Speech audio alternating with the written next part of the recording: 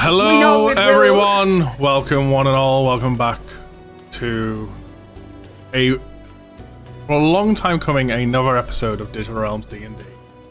Now, my players have surprisingly not asked this question yet of why there's been no webcamming thing. And I know we're still on the starting soon screen because my camera is going to be on the overlay next.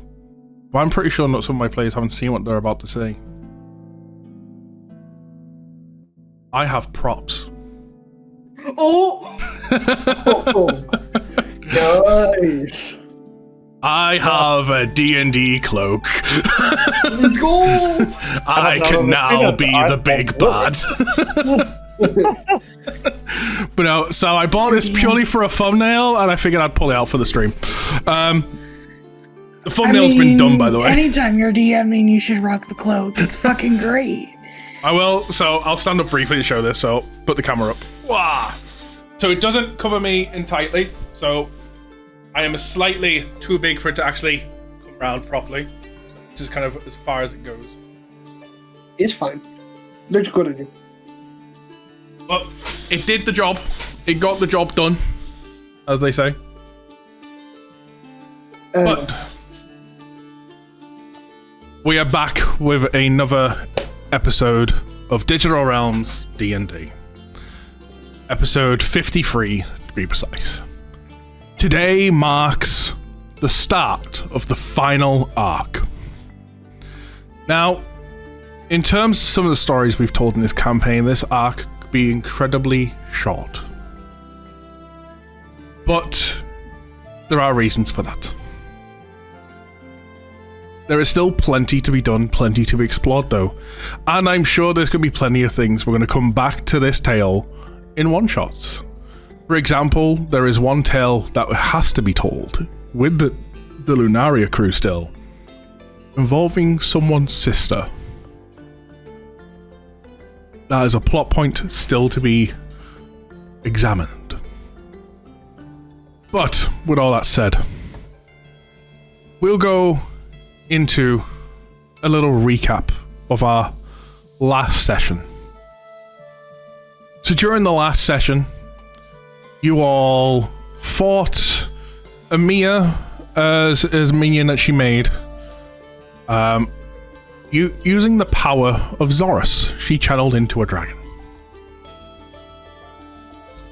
I remember that fight. It was weirdly fast over. You fought against this dragon that had the powers of a god inside of it. You came out victorious, losing the envoy that went with you, though. They were slaughtered. Upon defeating it, you also discovered Amia's secret little base where she'd been hiding this entire time, keeping a watchful eye over Lord Alistair. You discovered her device that had links to all the towers and special little location venues.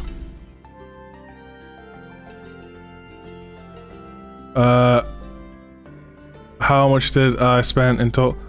All the gold is there. 5,125 in terms of your DM there. Okay, well, that's way too much, because unless I didn't add in any gold. Oh no, I didn't add in gold, that's what it was. I already took your gold away from you and stuff as well, I'm pretty sure. Like, all your gold should have been spent on your characters. So, like, none of your golds need to be adjusted. I'll look at it later, haven't. I'm pretty sure I did it for you at your house. Yes. But yes. You discovered this machine that was connected directly into the ley lines. You went back and told Lord Alistair about these details that you had discovered. And he had sent some men to dismantle the machine safely. As in the wrong hands could cause a massive explosion. You then all had some downtime that you could spend.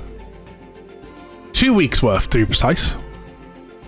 Now, This downtime was not spent on stream. We spent this off stream one-on-one, but I'm going to recap everyone's downtime today. So we're just going to go off from the top of the list that I have, which is Adam. What Bartholomew ended up doing during this 2 weeks downtime? He spent time researching mostly the spells that the group had seen be used on them so far. And trying to learn. Thompson, thank you for the 15 gifted. And trying to learn how to counter them all. Training with armies as more with a Mage Slayer corpse that he's asked to be made by Lord As specifically, trying to specifically prevent what happened at the tower in Rapture. Developing tactics with the army to prevent the meteor disaster from ever happening again, as Bartholomew's entire goal is to not have a repeat and not to lose everyone. Next, we have Chaos, who spent their time walking around the city, just taking it all in, just experiencing life for what it is. Where help was needed, they went. Really good sword. Along with this, feeling a little bit awkward amongst the group, learning how to eat at a normal pace compared to everyone else, but to them, a bit fast. Kitten spent her time copying the spells from her spell scrolls over into her book, learning as have new spells to take on the journey, along with practicing with her new sword gifted to her by her father. Trevor's the one we're going to go into a bit, so we're going to skip him for a second. Caitlin learnt more about her powers that she has unlocked, as well as the powers she has and her connections to the gods, powers that come with them. Saul just spent all of his time hitting a training dummy. Didn't do anything special, just swung his sword a lot.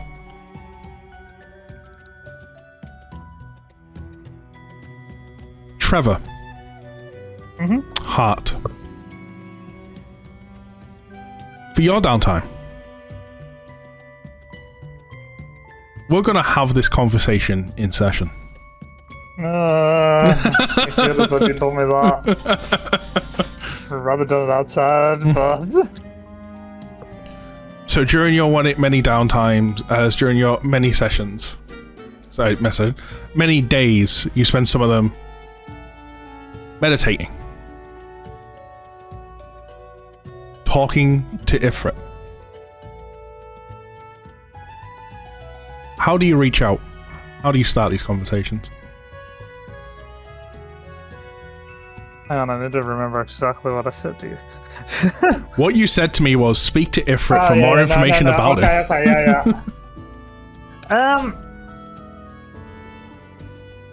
I don't know, I just try to remember how to contact him in general and just to speak with him in a normal tone, I guess.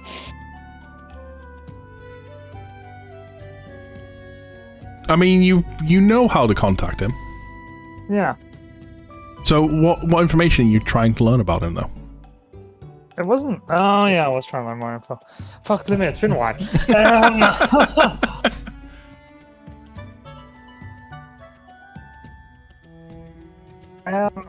Sort of like why he exists and why he's taken such an interest in, like, me and stuff, I suppose. Okay.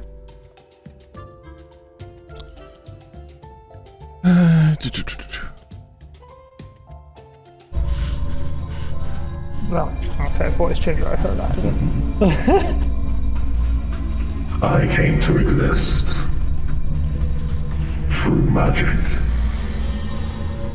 I was born way before that. I have memories.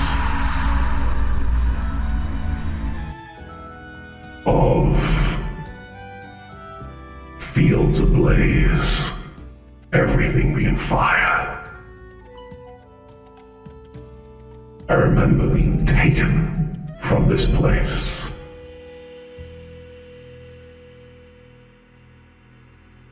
I remember having the ether of the world pushed into me. As incarnations that slowly brought me my own sentience. A spell was cast.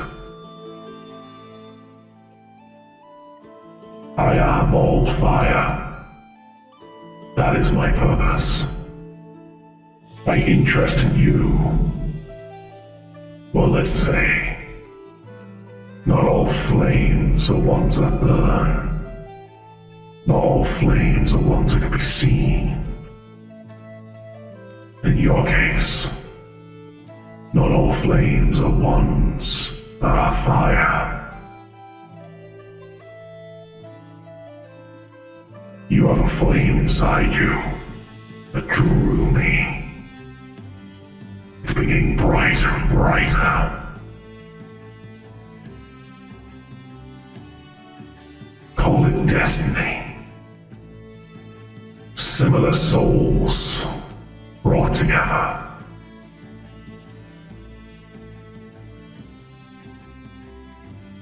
I see great things for us, I do.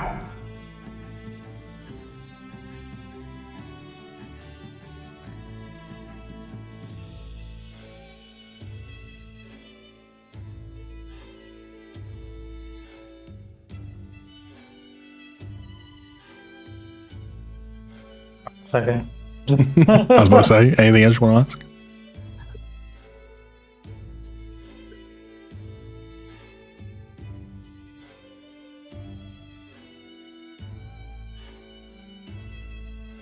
Artie is currently trying to pick his jaw up off the floor.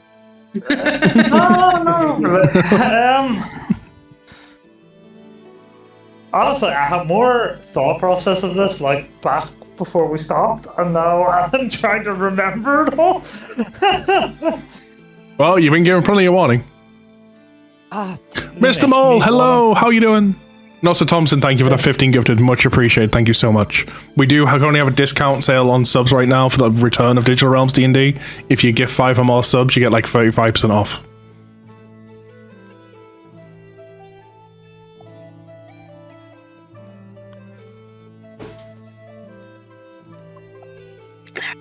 Post you're live in my Discord. Well, okay, I did it for one reason. My main reason was Mole wanted to know, Fair. and I knew he would be here, especially since he's been trying to pick up how to be a DM. That's fair. If you can't think of anything else, Trevor, we can move on to your other thing. I was just going to lead it into that. Anyway, Okay, so yeah. If you want to move it on to that, you can. No, I'm just saying, you don't have to, like, if you can't think of anything, we can move it on to the other thing you told me you did. It's up to you. What do you call it now? I'm just trying to put myself into the shoes of how to say that.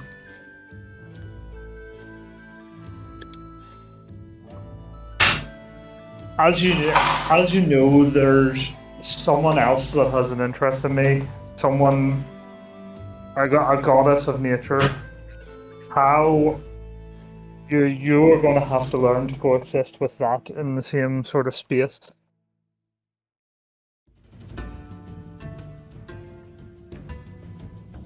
Because fire brings life. As I have seen through your magic, just because something naturally sees destruction doesn't mean it should bring it. You use my flames as a cloak of protection. The way I see it, it's not really fully up to me to learn to coexist with such power inside you. I am here as enhancement. I am here to power. I am here for a journey together. It's more up to you to figure out how to bring us harmony.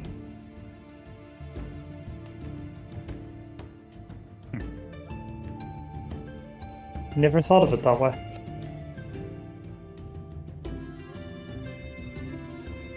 Well, we're gonna have to figure that one out then. If it helps, think of me as a manifestation of your power, of your magic. Think of them as a manifestation, as another form of your power. It's up to you at that point to figure out how they connect, like yin and yang. If we become incompatible, that's down to you.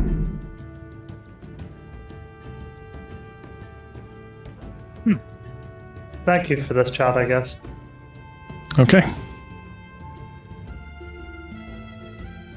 So, spending time talking to Ifrit, learn more about him, trying to make the partnership between him and the goddess of nature. To go circle back real to something you did, Caitlin, about learning about your powers and connections to the gods. During this research, you would have researched into the soul of who you were before you were reincarnated. That of Navara. During this, you would have came across a small little bard song that is in reference to Navara.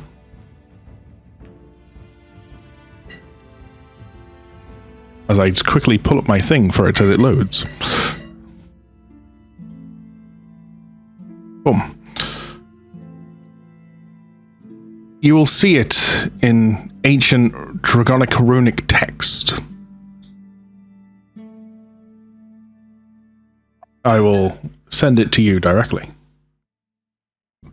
Hopefully it comes out right. There we go.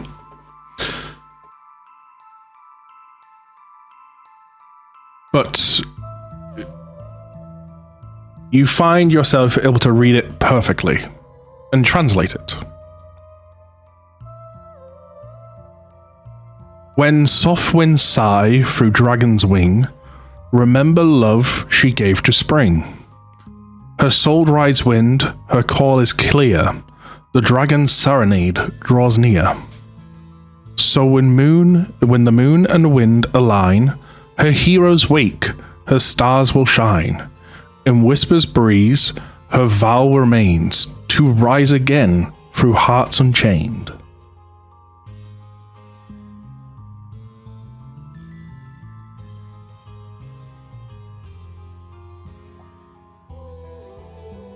Thank you for the translation. You are welcome. Figured you're going to need it. Yeah, definitely gonna need it. Because I'll look back at it going, what the? This again? Good luck.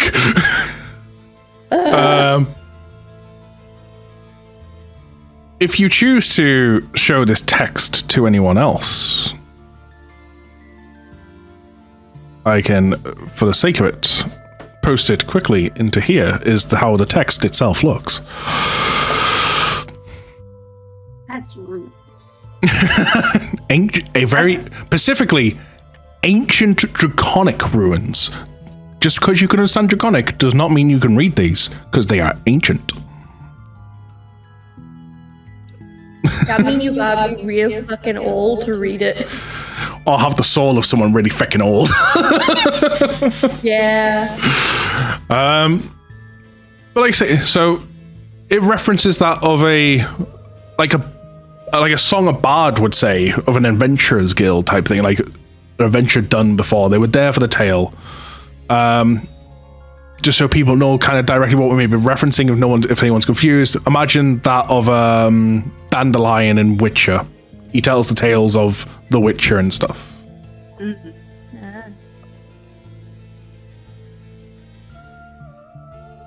This is ultimately how your 2 weeks are spent. Obviously, as well, from when we ended last session, everyone did level up, and during your 2 weeks downtime, you all got your additional level, so you're all 19. Everyone's already at that, and I've also already went to everyone's sheets and make sure you all had the long rest button pressed, because I just think some people may have missed out on that, just to make sure everyone's on the same page and have nothing to not worry about anything. Yeah, so you definitely were on my sheet because I'm level 19, right? Yes. So with that being said, that's the recap done. Lumi, you said we were at 19? 19, yes. 1-9. When I looked at your sheet, you were 19. It looks like our characters on your screen are still spec'd out for 13. If you look at it, the Digital Realms D&D screen, Level 16. No, that's because we're all spec'd out for 16. No. It's look at Soul and Adam specifically. What level are they? Because some of you may have like 16 as a 16. Oh, I thought No, I mine specifically still says 16. Okay, I'll go. Mine's at level 10. Fighter level 16, rogue level 16. Okay, yep, we're gonna go and fix that real quick while we do this. Luckily, I just noticed that. Oh, streamer move, everyone. I'm not a level 13 Dragon Knight anymore. I'd like to remind everyone in chat, I am professional. Please do not try this at home. Stream elements. But we're coming towards the end of your 2 weeks downtime. I would say we're going to be kicking it all off the night before the assault begins. How would you all like to spend this final night? What would you all do? While I go and fix this.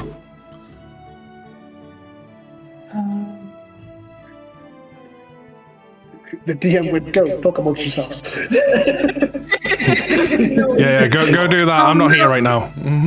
Oh no, role playing game. You are officially DM-less. Go. So we're at the night before, yes? The night before you all venture out for the assault. Was the night before Christmas? Okay. It was the night before the assault. Not a whisper was stirring, not even a mouse. Lord. In Tarragon. That's what I want. I believe we were departing from Tarragon. You're in Tarragon, yes. You're departing from Tarragon. Yeah. Oh, this is gonna be such a pain. Hey, Hart, you want to go out in the town? Have a look around?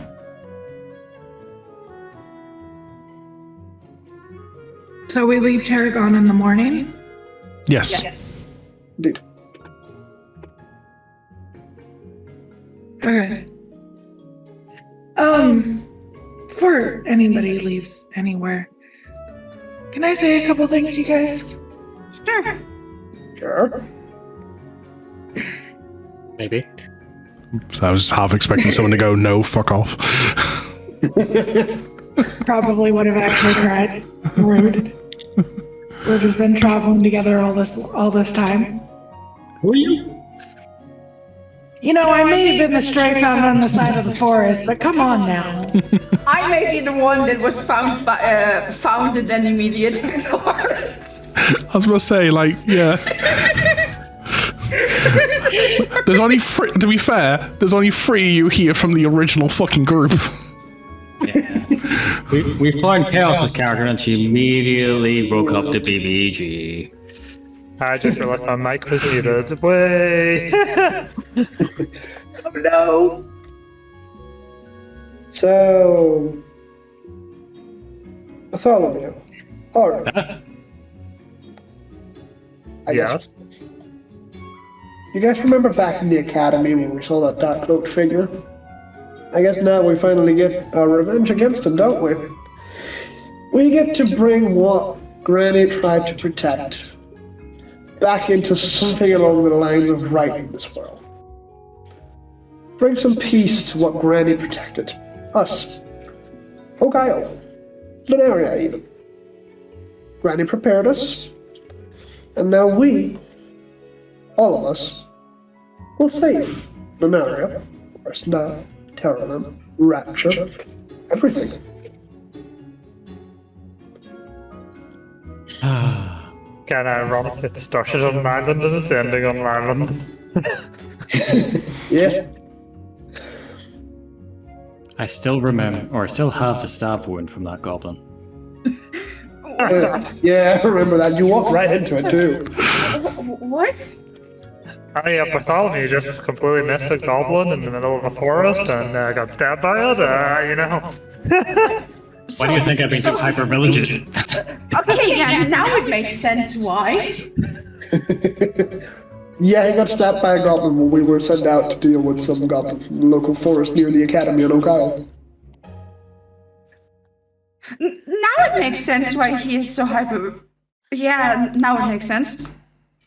No wonder why nothing gets by you. Not even a goblin. Especially a goblin. Well, Or those before filthy everybody pirates. Or those filthy pirates who dumped the tea into the harbour. Yeah, The amusing part they- was, even back then, he was the highest perception character and still missed it. Yep. They don't need to know that.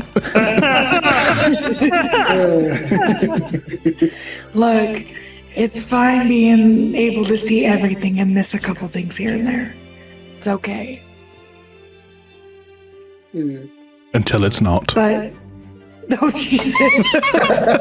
God damn it, Lumi. Until everyone dies. No, I'm just gonna say, Adam just goes blind before the final fight. Damn it! Damn it, not again! Now I can see everything, the past and the future. Yep. But what I wanted to say is, no matter what happens in the next coming journey, I'm really glad I had all you by my side.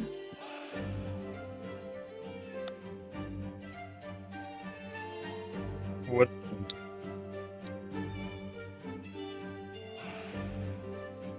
Everyone to say something, then he froze. Any other way?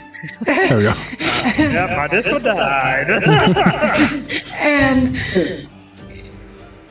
just know that aside from all the overgrowth of popularity we've gotten, we've done a pretty good job of keeping everything safe. There are tons of people who are proud of us that just can't say it yet.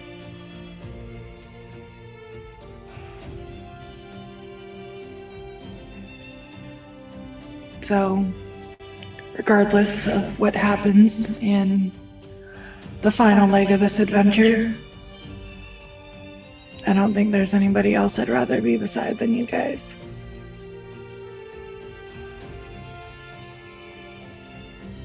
This is how legends are made. We all started small, and look at us now. Different corners of the land, different times of existence, yet all collected in this room for this one final assault. There's no one else than you guys that I'd fight beside. You guys Overlay's are essentially fixed. family. You guys are essentially family. And I'd die protecting every single one of you. Let's try not to die. Yeah, please. Good point. Let's try to die, please. Oh, by the way, Hart, while I was shopping, I found something you might be interested in.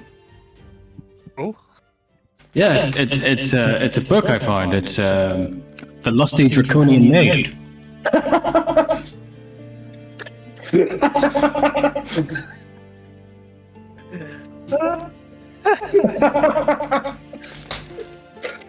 Well, that feels like a decade ago.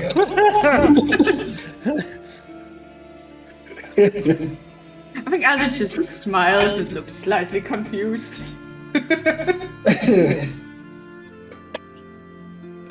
Why did you scrunch that old thing up?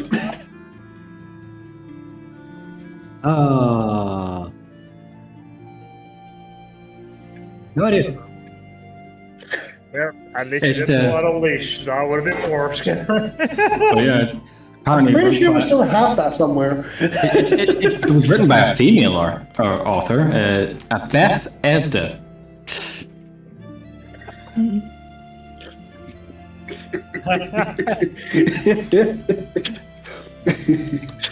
I think maybe. I'm slightly confused. Yeah. Why? That's Oh. Got it. Penny drop. Look, funny enough, Lumi was checking something else involving Heart. Specifically, how many marks has he how many times has he exalted the sun again? That's, Fair question. That's a fair question. you know what? Let me just keep marking it up. When you think you have enough, just add an extra one.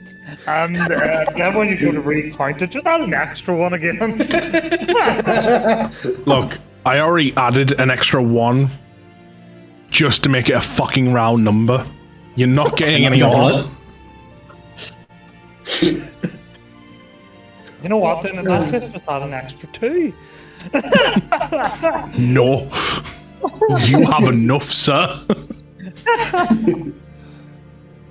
Oh dear. Are you even So- aware of how many times you've done it? Nope, I haven't been keeping track.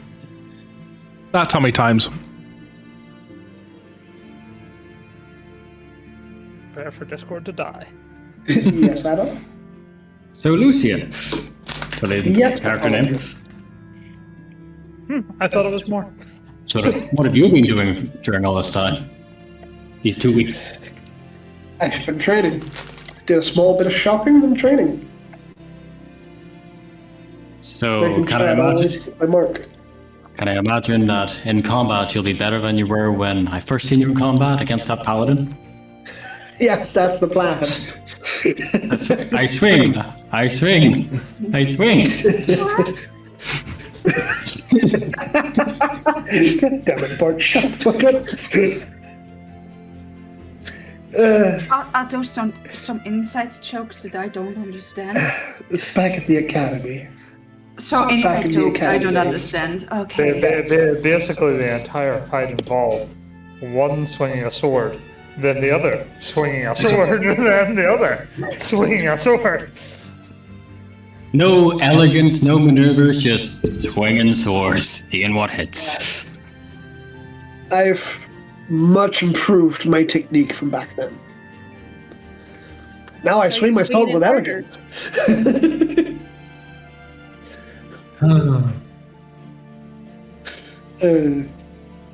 Although, it's not quite as bad as that time we saw Hart try and hit on a woman who turned out to be a man. Oh yeah, back in the guild. That was in Genova, if I remember correctly. What? It was in Genova. He was so smooth, and then he turned around with his big beard. Big long hair, big beard. Blonde, if I remember correctly. Well done, you all have been paying attention. Did you ever get that guy's number? Only been paying attention to the funny moments. That's it. Yeah. Oh, by the way, it should go about saying, by the way, real quick, because obviously I give the recap and stuff to put everyone on the same page. Everyone gets a point for inspiration. You can carry up to 3, remember. Yeah, no, I have 2 inspiration going into this. I have 1. I have 3. I believe I have 1. Yeah, I have 1.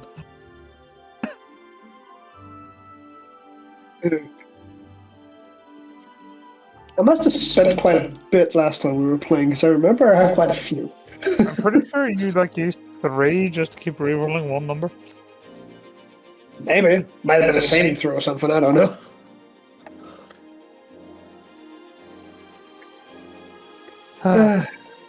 So does anyone want to play cards before we leave for tomorrow? Well, leave for Pie Isle? I don't know how to play cards. Alright, you still got that deck from back when we were at the academy, right?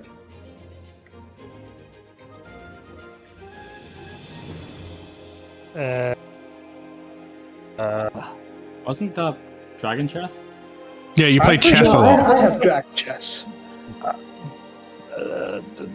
Do I have cards? I don't don't remember think I if you do. do. I don't know where you got cards from. No, yes, no.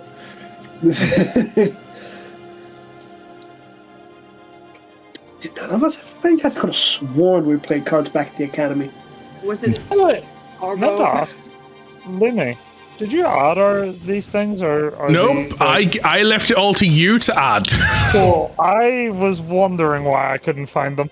Yeah. The thing what you might remembering, Saul, the only thing to my memory of anyone having any form of cards is there was at one point in the not as in the guild, I believe it was. Shay bought the deck of illusion. Fair. That's Wow. what you might be remembering. That's very fair. That might be what I'm You want remembering. to play with the deck of illusion? No, we're not playing with the deck of illusion. We're not needing Shrek again. I can't win, right? I pull a Minotaur. Lumi, why That seems can't like I a bad find idea. these items? Huh? Why can't I find these items? Because they're not on D&D Beyond. They're not actual magic items. If we wanted to have them on our sheets, we They're have to have them all on our- custom made. Ian. I just threw in a base version of an item and was like, hey, I'll just add the magical effect on this. Purely because easier. Yeah, I'm just. Do we want to go eat something? We certainly could go eat something. Hold up. What? You're asking to go eat something? Are you feeling okay? Yes, I've been feeling okay. I'm not as fast as you guys, but I'm faster than before. For eating, I did. I guess we could quite call it. often. I guess we could call it a feast before battle, but that's where we'd all. Yeah. Maybe we could go see what we could find. What do people say? We want to go eat Sure. and then turn in for the night afterwards. Good Sounds then. Yeah, probably the last fun thing we can do. Yeah, have some food, then go to bed. Seems like an idea. So you all venture out for some food. Compared to most days that you spent here, as well as time in the past before these 2 weeks, you find the city streets are overall like a lot calmer. Not as many guards and stuff. You do notice on the sides and like restaurants and stuff, there are guards and stuff spending, like yourselves, a bit of relaxing time. You hear mumblings of some people fearing this could be their last night. But even amongst those mumbles, people like, if it is, I'm gonna make a hell of a one. Like, looking on the brighter side, preparing for the worst while making the best of it. You get the odd stranger as you pass by that recognizes you and stuff, cheers you on. Civilians. You've got this. We believe in you. Give him hell tomorrow.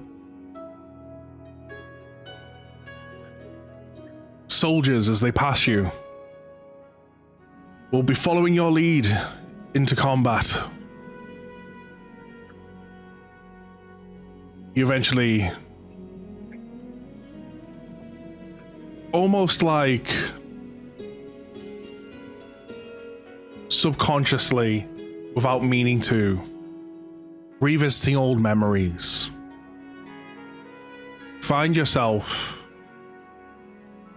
in front of the inn where you all enjoyed the first time Dragonfire whiskey.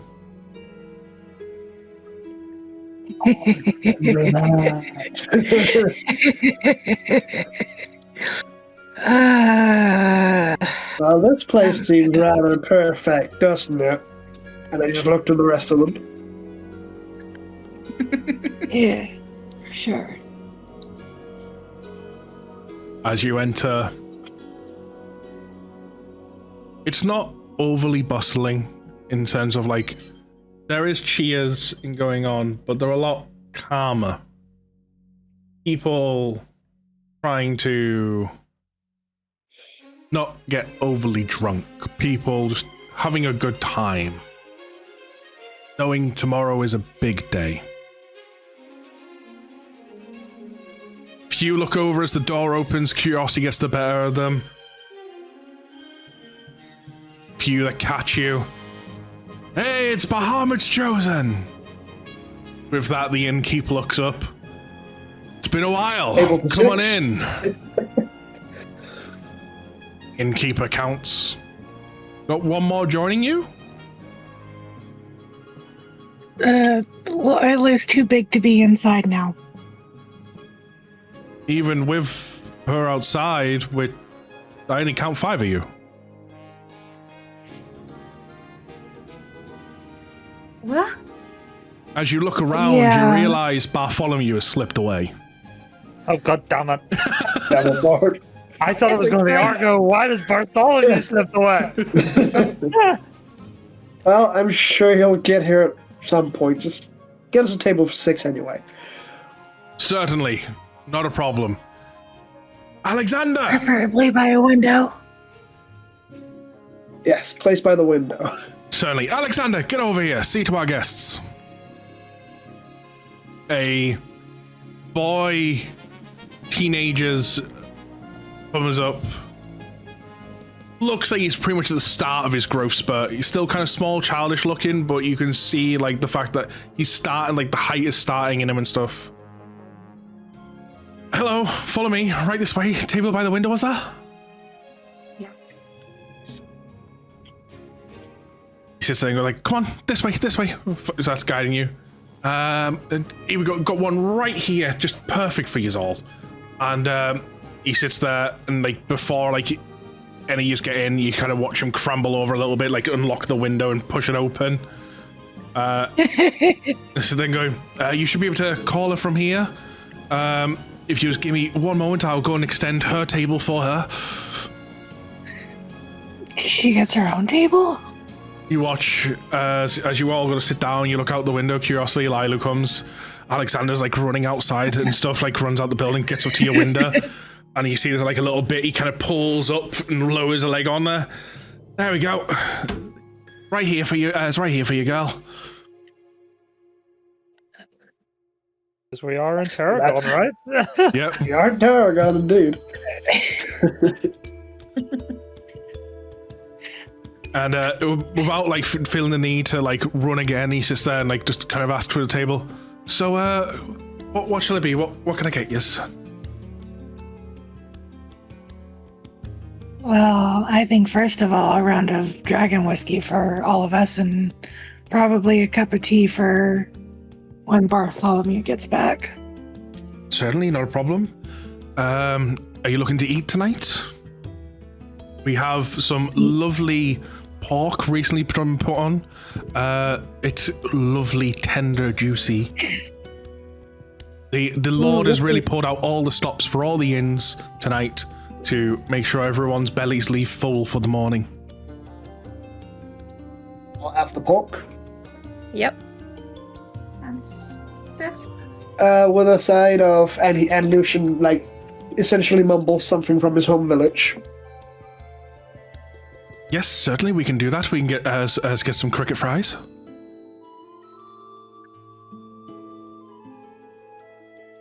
God damn it! I've just realised something.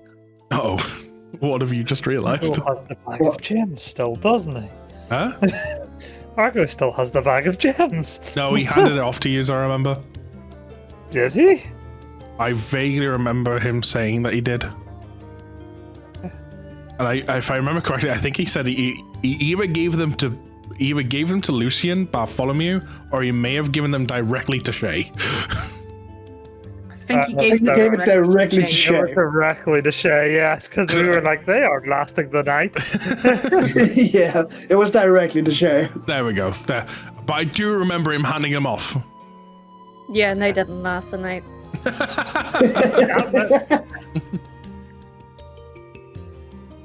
So he sits there, takes all your orders, goes, and he's like, "Do you have should I come back when your final member arrives, or do you want to order for him? When he arrives, because Yeah, just come back it's when nice you to arrive. eat when all together are. Yeah. Okay, no problem. So I'll put your orders in, but I'll put them on hold until he arrives. Not a problem. For now, I'll go and get you drinks. I'll be back shortly." And he wanders off back into the building. Roughly, maybe about 10 minutes of chit-chattering amongst yourselves. At this point, Bartholomew makes his way in. Hello. There you are. Over here. Come sit down. Where did you sneak off to? Would you like to know? And I pull out a bag and hand it to you. What's You that? Would you specifically. like to know, weather boy? It's a bag of gemstones. Aww. I kid you not. Bart would like to slip away and pick up some gemstones from a nearby quarry, mine, or jewelsmith for Shay. He will happily spend the last of his gold that he has for this. I hate you. You're making me cry now. Well, to be fair, when Bart first met you, you were a literal child. So although you've grown now, he still kind of thinks of you as a child. He's like, I'm gonna make sure I get her something. Yeah, You know what? Later we'll fly around and I can show you the world.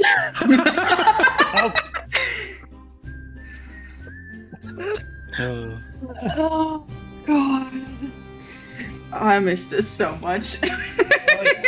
After about 5 minutes of sitting down, Alexander comes back over. I see our Sixter's joined us. They've already ordered a cup of tea for you. It'll be on the way shortly, as I got it on the pot freshly boiling as soon as I seen you come in. What would you like to eat? I'd recommend the pork. It has been freshly cooked tonight. The Lord Alistair give everyone the finest of meats for the night before the big raid tomorrow. It'd be my recommendation, but what would you like? We can surely accommodate any of your needs. What else do you have? We have the local delicacy from... I'm trying to remember the name of the village now that you're from. Saul. Brain. Brain. Yes, that's the name of the village. Brain. It was founded by a zombie. No,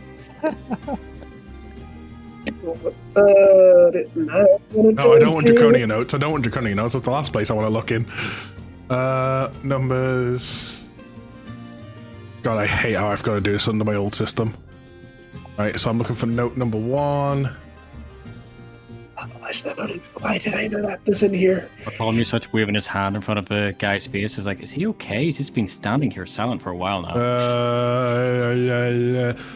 Amar. Yeah, Almond Village, right. Yeah, Almond Village. We've got cricket fries from Almond Village. We have lovely rainbow sea bass from the docks in Terragon. Freshly brought in, we have some pig from the Snow Peak Mountains, frozen boar. We also recently also have some lovely delicacies coming from the Golden City, and a lot of shrimp has came with that because, you know, well, there's now a giant lake that's kind of of fish life that's now no longer got space to live there.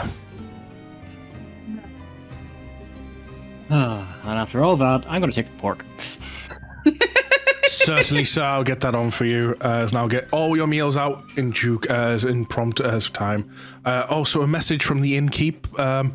He has said that you are not paying for your meals tonight. They are on the house on him. Thank fuck for that. Didn't have to do that. I could have covered all of our meals tonight.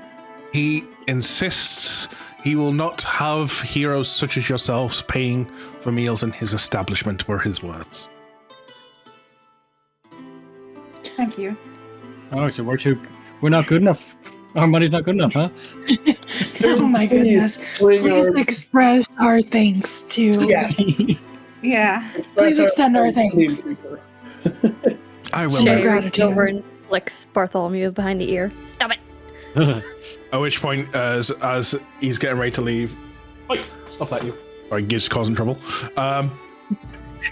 You just hear the barkeep shout, "Alexander, stop fanboying, get to the next table!"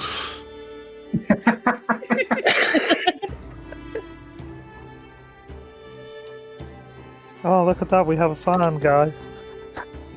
We have many at this point. I'll say at this point, like the entire of Lunaria is your fans.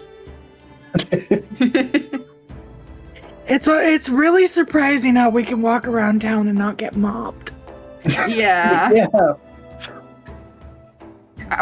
To be fair, they know that tomorrow is happening. I think they're like, we cannot do that to the heroes.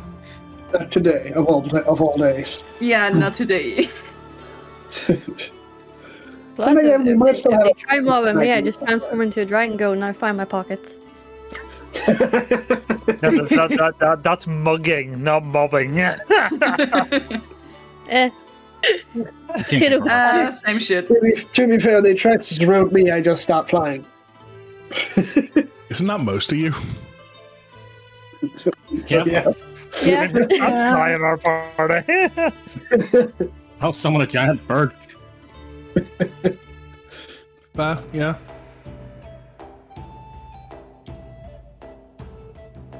So, after about, I want to say, about a good 20 minutes, Alexander comes back slowly, along with the innkeep, with your plates and stuff.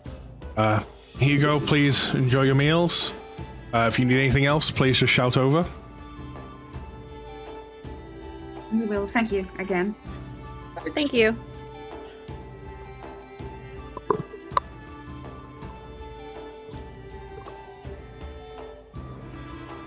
Digs into the pork, nice, juicy, tender. Eats a couple of cricket fries. The exact taste he remembers from home. Sitting there enjoying the food. Yeah, and I think the speed that Alden eats, the others might be surprised because again, they're used to her eating extremely slow, but she's in a better speed now. You're literally watching her eating like a normal person pace. Like she like throws like a fryer in her mouth, eats it, kind of go normal. Like you can see like immediately there's not like no nibbling. Like how like the rest of you kind of just eat like a fry, eat it, gulp, another fry goes in. You watching Eldon kind of do that type of stuff. It's just like. Are you feeling okay, Eldon? Yes, why do you ask? Well, there's one way to test it, right? Gonna hand some Dragonfire whiskey to Eldon. Well, Sorry, I just Okay, love this wait. image in my head, by the way, where it's like, so for these 2 weeks, Saul sat there, smacking a dummy with a sword, training his muscles. Eldon, what did you do? I also trained. And we go, snap back to Eldon's training. I must eat faster. Ah!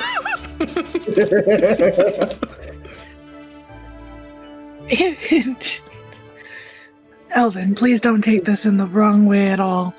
But compared to how you eat now, it's more like a goblin ravishing over something they haven't eaten in weeks. Jesus.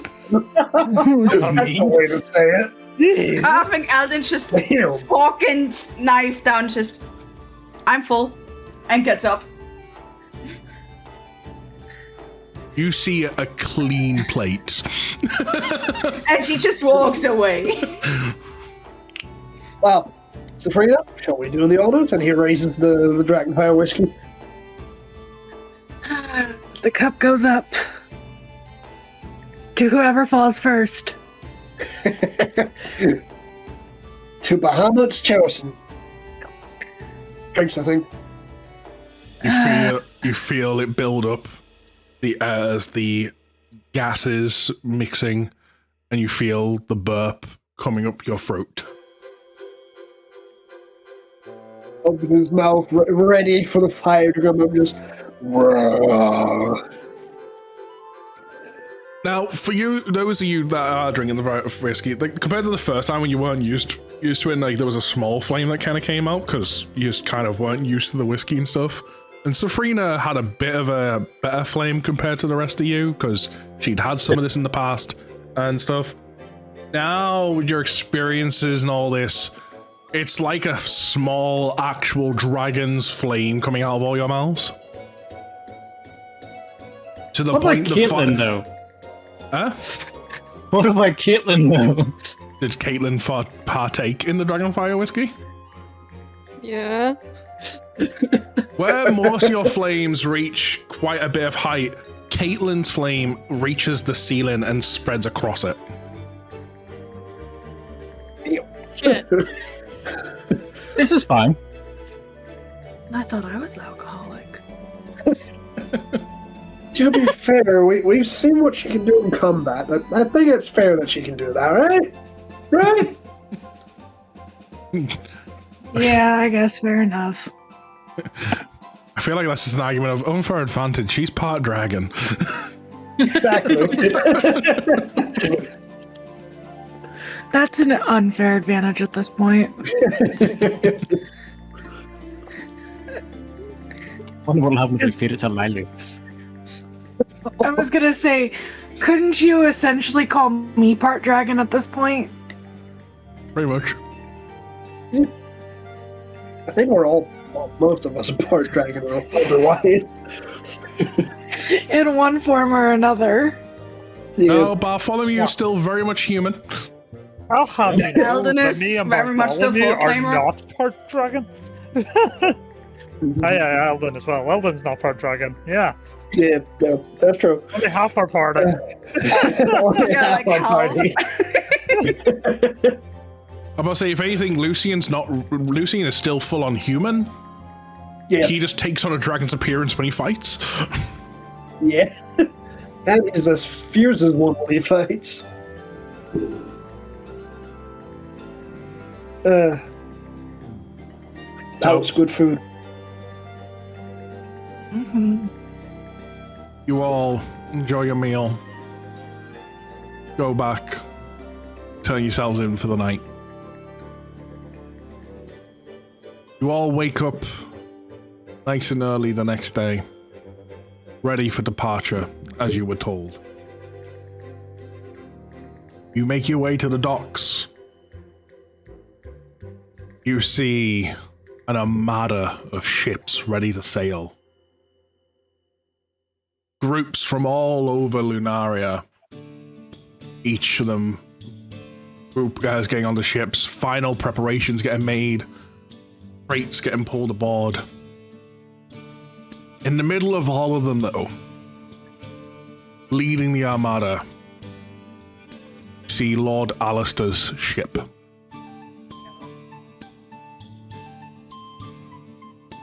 Around, you see the ship of the dwarfs. You see the royal guards of Crescent Isle. You see slight bit of militia forces from Rapture and from Genova. You see Academy members from all over. You see some of the guards from the prison.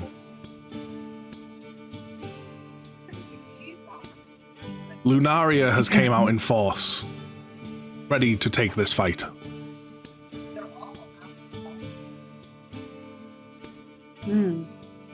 kind of lean over to Lucian. Big boys are here. They really are. I don't know whether to feel nervous or honored. Me neither. This is kind of a lot. I was not expecting this many people.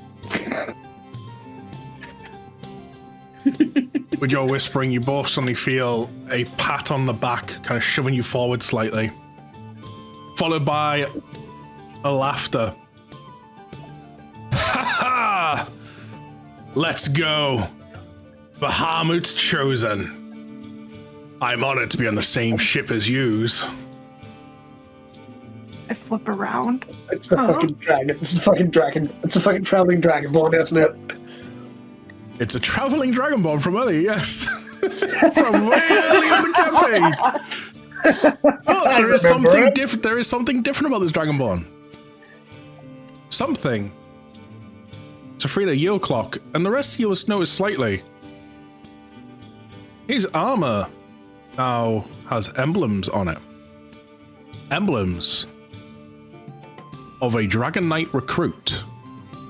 And on his shoulder, a little wormling hatchling. Safrina is just like losing her shit right now. Oh my god. When? When we met all that time ago. I was already out on my adventure to find her. It was back when we met you on the road to Genova, isn't it? I was out for my Dragon Knight pilgrim. Well, congratulations. I just kind of give him the Dragon Knight salute. He salutes you back. It's an honor to meet you after you have found your partner. And what a little cutie. Her name is Starlight. That's a pretty name. That's beautiful. You look at Starlight and you notice she has very similar marks to that of Shay. To the point you're able to identify she is a gem dragon.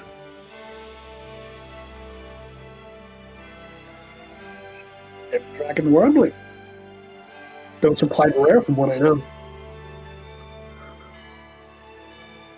I don't know why, but as soon as you said that, I instantly thought of Shay doing what Luffy did when he came across the Cerberus, where he just started barking at it.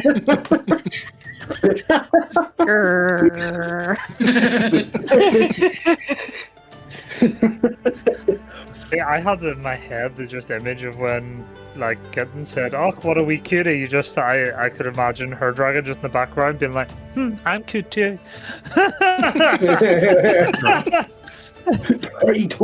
You know, come to think of it, the traveling dragonborn hasn't even seen Lilu since Yeah. Nope. she was small. I just kind of step aside. You remember Lilu, yes? Whoa, haven't you grown big? Oh, I remember when you were this tall. And he puts his hand like down to his knees, like over exaggerating a little bit. Like, I remember when you were this big. She was the size of a Labrador. Then again, I remember when as this entire group, when you were all nothing but fletching nobodies. And look at us now. Generals You know in what- this fight. Definitely grown to become something. You know what's really funny? I, as a player, cannot fucking remember who this guy is. And he just said, "I remember when you were nobody." I'm like, I want to kick this guy off the boat. I remember him. He was someone No, you yeah, I did encountered follow. like on your way into Genova for the first time. And know there she what? had a sparring match with him. I remember that. I am so glad that someone else said that because I could not listen either. We're talking like episode 4. Okay, I so before the remember entire are like, who's this guy again? Meanwhile, Lucian's like, I remember you back when we were on our way to Genova. Yeah, Alden just stands there smiling, like, just smile and wave. That style of smile. Like, I don't know him! I'll put it bluntly. I know. The only people that should, I think, have any memory would actually be Hart, Bartholomew, Right? Lucian, and Safrina, I think. Yeah. It's legit just. I think I was there in episode 4. Because it was after meeting this dude is when Shay came on the scene. Shay came on after meeting this dude. Yep. Shay came on after we went into Genova for the first time. And currently Shay is just observing and looking at this little dragon. Well, shall we go aboard? You get God, that was so long. you find yourself with slight questions of, is that how I originally looked? Yeah. I guess there's actually a couple new members that you haven't met a part of our crew officially, because I kind of Gestured. These two joined us after we had met you. He immediately Waves. runs up to the two of you and holds a hand out to each and is immediately already shaking the air before you even goes, it's a pleasure to meet the two of you. Absolute honor. I think Alden just looks at Shay. And slowly takes his hand, already shaking, so it's not a weird, awkward moment when the hand's like, okay. Shay is also doing the same thing, but also looks back at the little dragon again. As you go to reach out your hand, Shay, before you get to grasp his hand, you find a weight suddenly land on your hand as his dragon leaps from his shoulder onto your arm, climbs up and snuggles against what wraps around you before jumping back on him. Oh. You just still got your gemstones. Oh.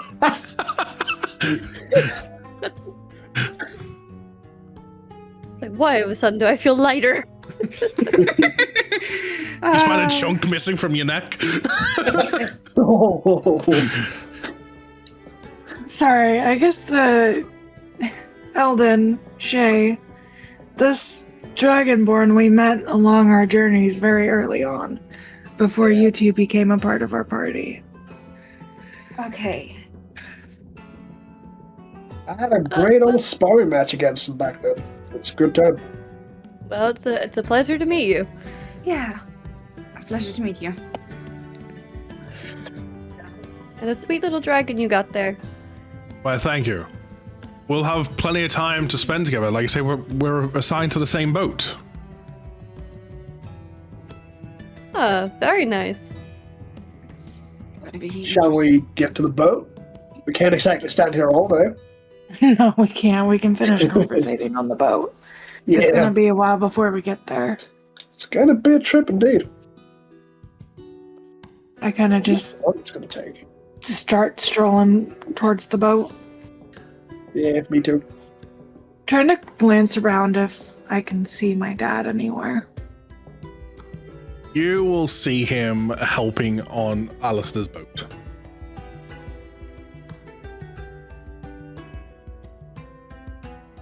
Guys, I will meet you on the boat. I need to do one thing real fast. Good luck. I'll say hi to your dad. As you run off towards Alistair's boat, the Dragonborn just then goes, should we not just go with her? We're all on that boat anyway. Let's go. Sure. We're on Alistair's boat. You're all on Alistair's boat. Not surprising, but still. I just kind of turned to him and go, let's give her a minute. True. We can just slowly make our way there. Okay. As you rush towards the boat, Safrina, you just hear the words of your dad shouting towards the crew. Make sure everything's tied down, everything's secure, giving the orders. We'll be setting sail as within the hour.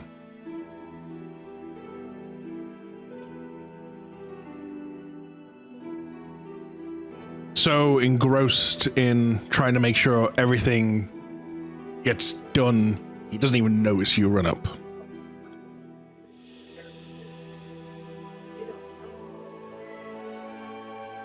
Doesn't even notice me running up. No, he's so engrossed in trying to do his job right now. You can totally take him by surprise.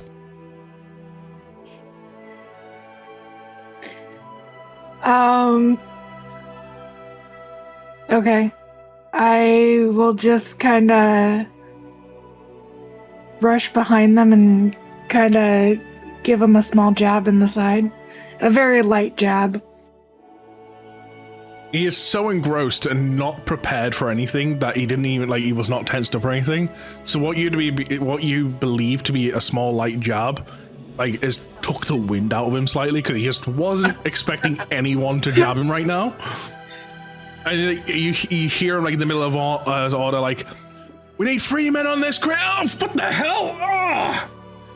Oh, hello. Hi. Any need for that? Sorry. It meant to be a light jab. Well, maybe lighter next time. Got it. I just really wanted to say good morning and good luck.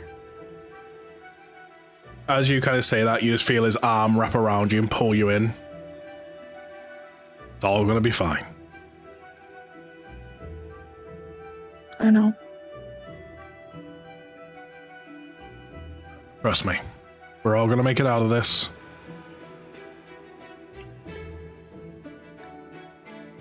All gonna be okay. It's not your responsibility. That is not your responsibility. What? It's the background sound, most likely someone watching TV. Yeah, it's not your responsibility. I hate how sensitive my fucking mic is sometimes. Don't worry.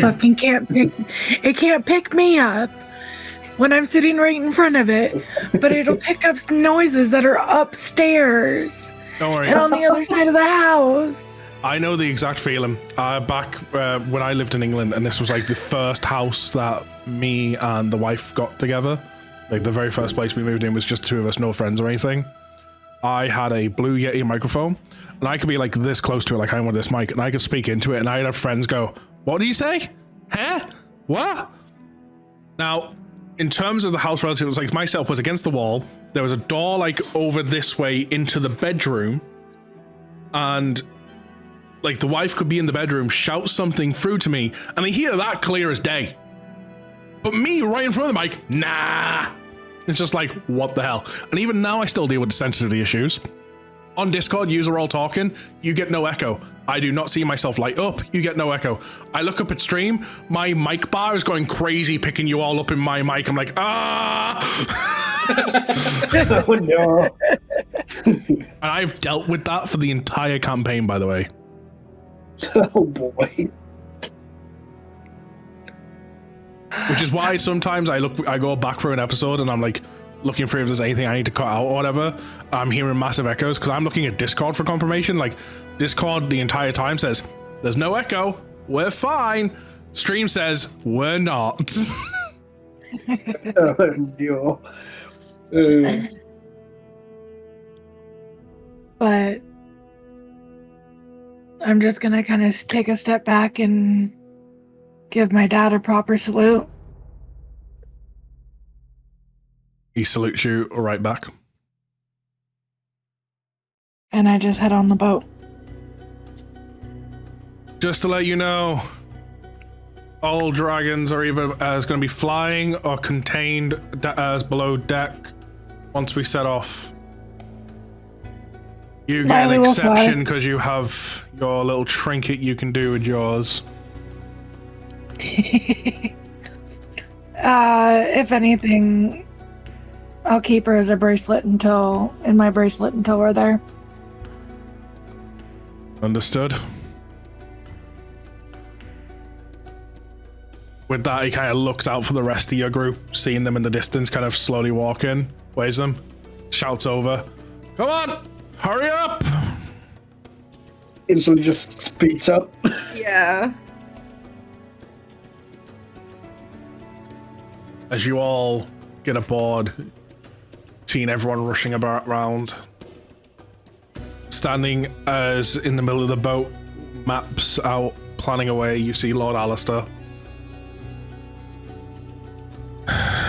We'll have a squad go as around as the route as to the back, try and assault where the academy should be, the school. Hopefully, if there's any survivors, they'll be there. The main team will go directly towards them as the middle of the isle. That's good. Hopefully, the Urs barrier should keep up on all the ships.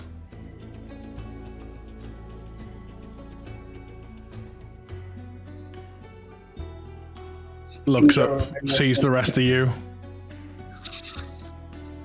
Finally awake, we see. Yes, indeed, my lord.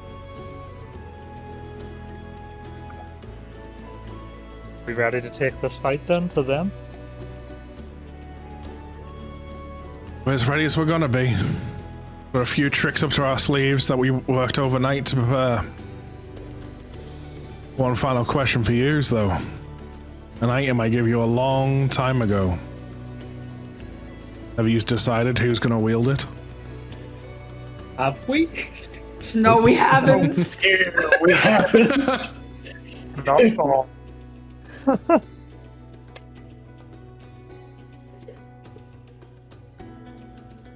Well, We haven't at all. yeah, We the haven't. time is coming and you best make your decision soon if you're going to use it. Once we go, we'll maybe have about 2 hours before we reach Pyre Isle. That's all the prep time you're gonna get. I guess like the rest of them. So who's gonna use it? Should I just use it? I mean, I'll probably be very close to him either way. Well, this thing takes the form of the desired weapon if whoever wields it. Yes. So for you, it could become a sword, whereas for those of us at range, it could become a bow. Indeed. The issue you have with it is, do you not already have 2 swords that you want to use? I do. This is where Soul becomes Zorus. For Zoro. Three sword style. Onigiri slash. They were honest, yeah. In it only terms of makes our sense. homebrew, in terms of our homebrew D&D rules, it's like, okay, your main hand hit, right, swing for your second. That hit, swing with your third. Oh, good lord. It's swing with your offhand, swing with your mouth. At that point, I just become a fucking Beyblade. Ribbon it out, the speed us down. No. I mean, we all know who the Tasmanian Devil is, right? That's full running through the battlefield.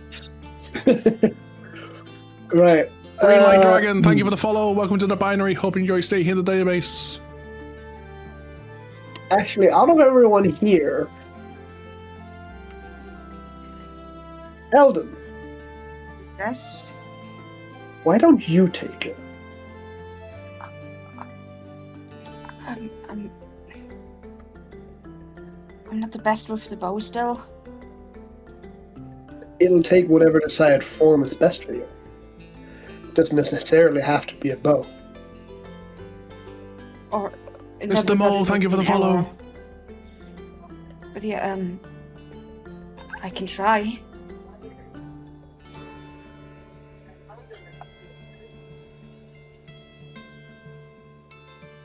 Now, outside a session real quick question, just to remind me. Who has the coin? Gonna need more. The coin that the shadow gave. When you all left the shadow, he gave you a coin. Either Bartholomew or has- Eldon has Either Bard or Eldon, yeah. Yeah, it's Bart or Eldon. I can't remember which one of you picked it up. I think it might have been Eldon. Yeah, I don't see it in my inventory. And I it. Yeah, then usually it put would things like have that in been my inventory. me. Right, okay. Just to double check.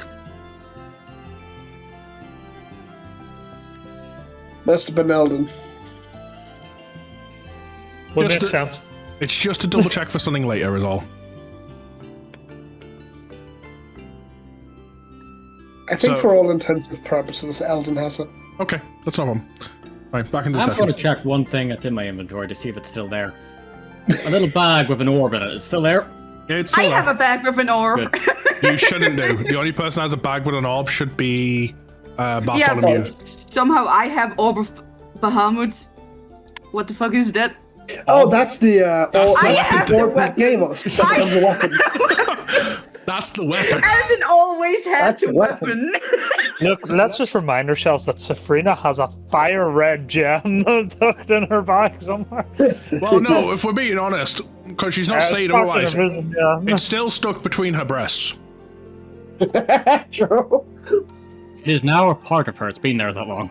It's a fire elemental in that, but She has slowly became the same race as Eldon as this crystal's just embedded itself. If that would happen, it would be like, I've just realized, guys, we have stuck you won't be able to feel love anymore. we have stuck on quite a few weapons, which were probably meant to help us throughout the story, and we've just kept them Yeah. over the Yeah. For to example, be that fair, diamond barf Like has. that fire elemental crystal, I gave you as like I have no idea, like because obviously first time DMing and stuff. Like I have no idea if I've balanced combat correctly or anything. So I'm gonna give you guys this as an oh shit button in case I fucked up. And we never used it. We never used the oh shit button. We didn't need to. Soul's the oh shit button. If things go rough, throw Lucian. If things go worse, throw Eldon because she can give Lucian up. It's almost like a double battle in Pokemon. It's just like Soul, use special.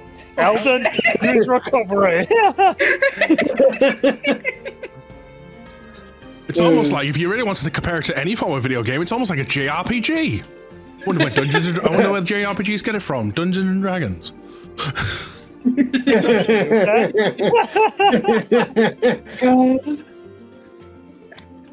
They don't have trainers like the rest of them. By the way, I'm looking at my thing. I see party inventory. What? You see what? So on Yeah, my I got character that sheet, one. there's a party inventory thing. Yeah, Is something that new. real? I've not done anything. That is something new to D&D Beyond. It's probably shared inventory and Yeah, we could put fair inventory in enough. there. It could be like Probably for like say- rations and Oh camp yeah, supplies that's probably for that stuff. Yeah. Yeah, I Or looked at it, just was like, what the stockpile fuck is gold. party? Yeah, like if we have like a form of transport and we have all our stuff. Well, it's in like it, maybe not like, even a false everybody's part of transport. It could be the type of thing where it's just like, for the sake of instead of trying to find out who has what type thing, like say for example the Orb of Bahamut with the weapon thing, that's the type of thing it could have been. You could easily like throw it in the party inventory, like we have it, we just haven't decided who's carrying it, but we have it. That type Yeah, of thing. yeah, it could be used for any of them things, really, right? Yeah, it really could. Anyways, It's well, got if many no uses. one It's else, something new since we last played. D&D Beyond's updated, and it's pretty cool. It's something we'll probably be using a lot in campaign 2. Who knows? I think in terms of this is out of character. In terms of the weapon from Bahamut, I think either Bartholomew or Eldon should have it. Purely because Barth can absolutely be at range fucking massacre things with that thing. With the amount of pluses and everything. Eldon would get a cool, very awesome character moment out of it. That's my thoughts on it. If you're thinking of character moments, if you want me to be real, at that point Lucian has an argument to using the weapon to keep his promise. Yeah. That is also true. I feel like though you're cracked and that's all in one way because Yeah. like the fact that Eldon's the only character that has any personal relationship with the BBEG, like personal, Yeah. Yeah. like you know the whole joke of swipe right, but Not only that my character knew him personally 3,000 years ago as well. Yeah, No, that's what I mean. Like, I'd say there's an argument for those three to be carrying it. I'll gladly take it. It just means at one point I'll have to drop my own swords and use that thing instead of something. Which, I don't even know what the sword is. It's just an orb that turns into a weapon. We don't know what type of thing it will turn into. And you were specifically told not to use it until the moment.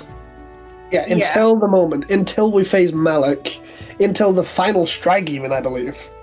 No, I think it was the first strike, because till then he is unhurtable. Right, I can carry it, since I'll probably be up there first in terms of hitting him.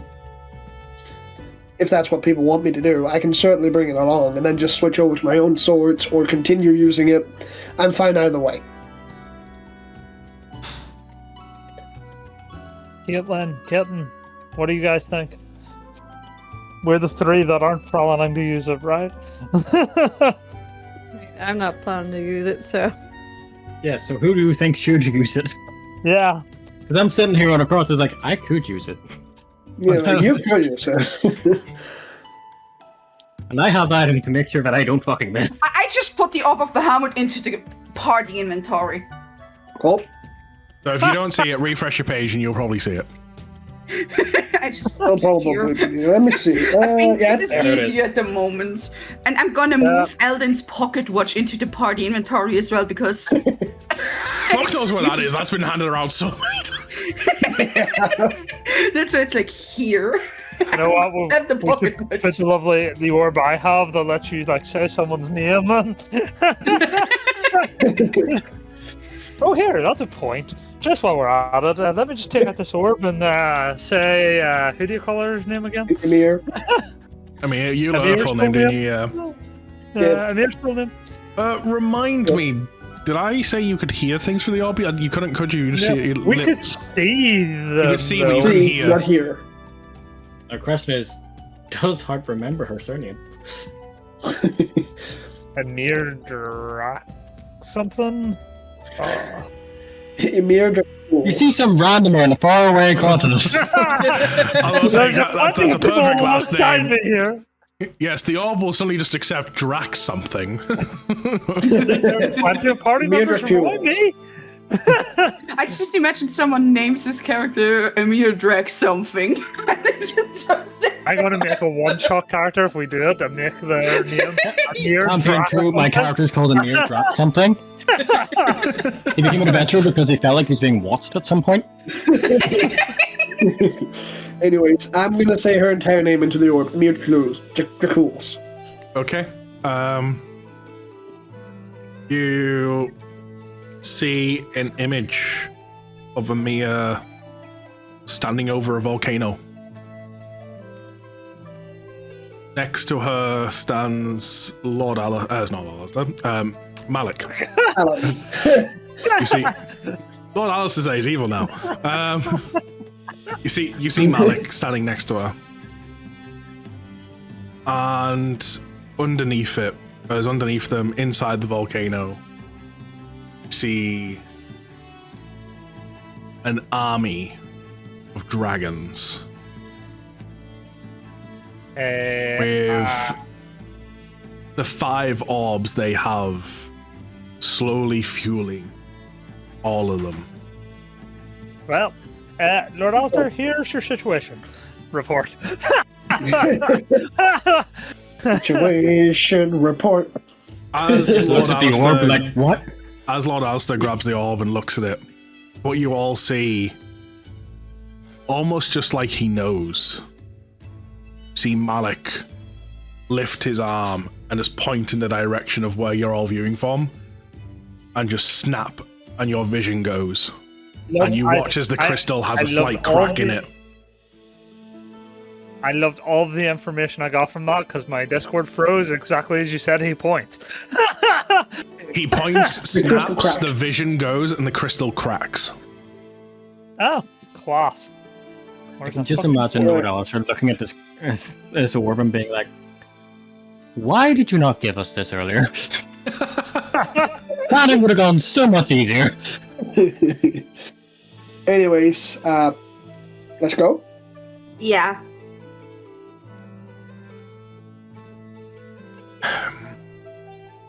So If that's what he's doing, I'll Hey. take the weapon.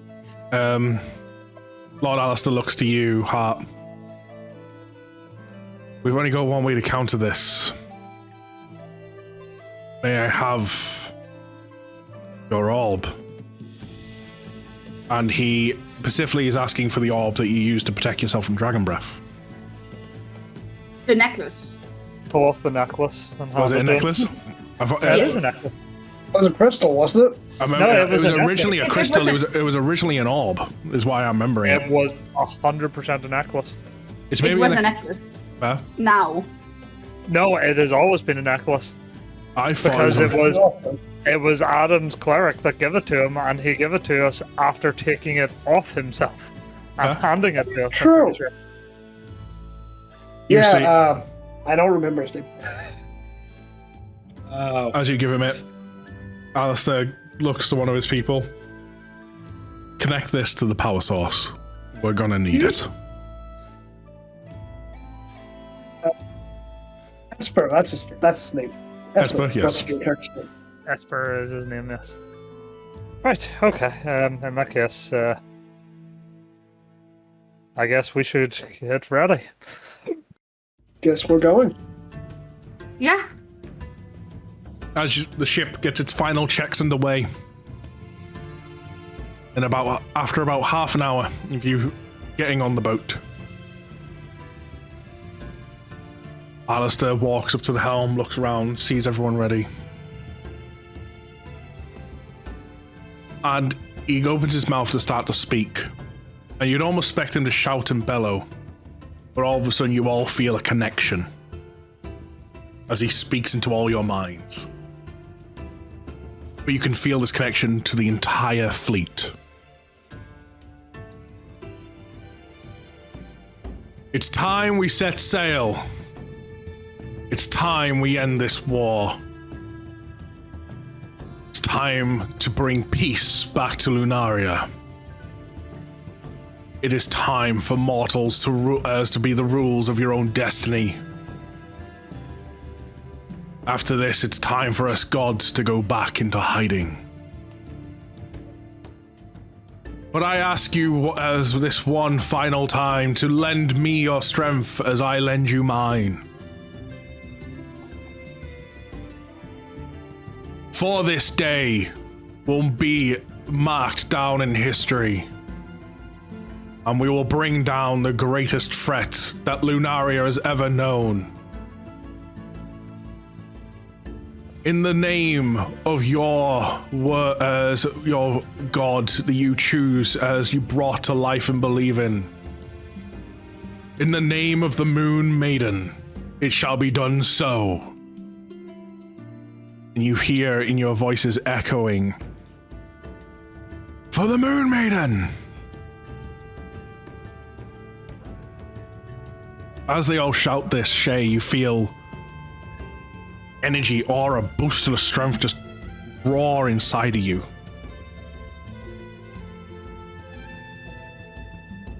With it, a slight whisper into your mind and only yours. Time draws near. The dragon serenade you shall make. The call for heroes throughout all of time.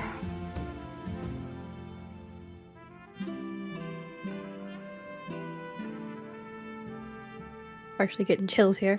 Thank you. Oh, yeah. And with that, No, you're- Alistair you're- has one final command. Set sail now! And take flight!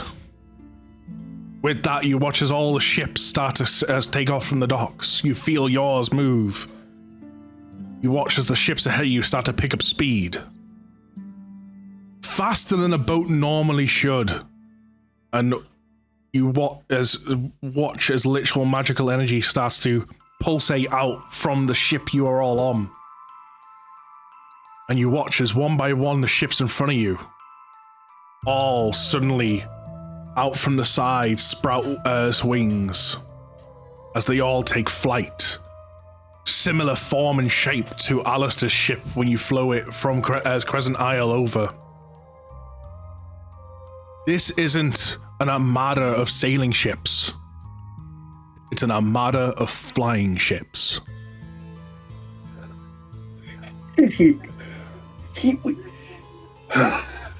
Activate fast travel.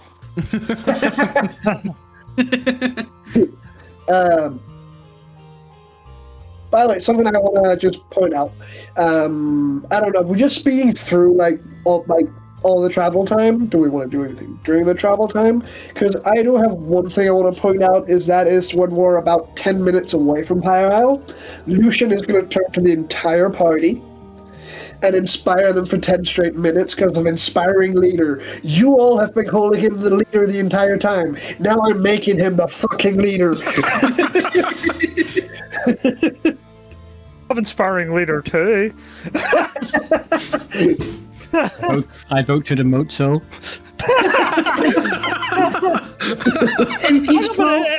If we both use inspiring leader, do they stack? No, you can only have one source of temporary hit points. Oh. That's unfortunate. How much does yours give? 23. Oh, yours is one more than mine. He's one more of a leader than you. One thing I do want to point out is if anyone is looking towards Hart, he is now wearing... His appearance is very much kind of different because he is now wearing a new mantle. Ooh. Which is made of moonstone bark. Well, if we're talking about appearance, Bartholomew's coat has slightly changed and now has a hood attached to it. Well, Lucian's armor has also changed. It's no longer just a normal breastplate. It's now a shadow steel plate that radiates both light and dark. Also have a new loot, guys. Please don't make me draw it. Please don't make me draw it. No, you don't have to draw it. I would like you to draw my character's new appearance, how he looks for these final few sessions. Near. By the time you finish drawing it, we're out when this campaign is finished, but I still want you to draw it. Definitely yeah, you're shiny. I just want to point out that things have changed about him because he got new stuff. You would also notice. Out new things. You would also notice symbols of eyes on his coat as well. Bigger. I think That's the true. biggest change is a different weapon and a new quiver. With her old quiver on it. Technically 2 new quivers. Any quivers. Yeah. She's quivering with excitement. So, new quiver, new sword, yes? Is what you said? She has a new What? mace. Sword, I believe. You have new armor, Soul. Yes, I have new armor. Adam has new cloak type thing? A new coat. Okay, new coat. Well, the same coat but modified as if something's been merged with it. Fair. I have a new loot and a new mantle. I guess anybody else have appearance changes? Kitten has a new sword. A new Yeah, sword, new rings. I have a new ring. I would say a very clean armor and under armor. And there's a brooch up on my shoulder. Ooh. A new Nice. brooch up on my shoulder. And new bracers. And do you look any different? I have quite a bit of new stuff. Are you asking Caitlin there? Just so that I get everybody. Because You I got have just it, this you- feeling of us all. Yeah, you got any new appearance about you as there, Caitlin, with Shay? A new appearance? Has your appearance changed at all? Like, outfit-wise, accessory-wise, weapon-wise?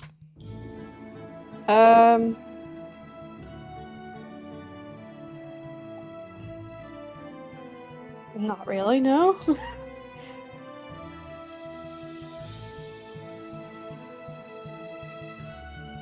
I feel like that was just kind of a haiku thing, you know, when they're trying to sync up the news fucking quick, and they're like, what do you call it? They're just like, this guy's not the same. Before even the speech thing happens, Alden would do something. Okay. She would walk up to Lucian, ruffle his hair, play something, and then walk away.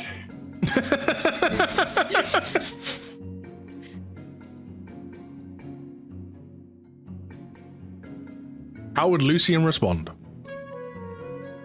I think it'd be like, sort of like what you see, like, essentially, like, what you would see between families, like, it's like, hey, what are you doing? It's like, So when your hand goes to the right, you pull out a phoenix feather.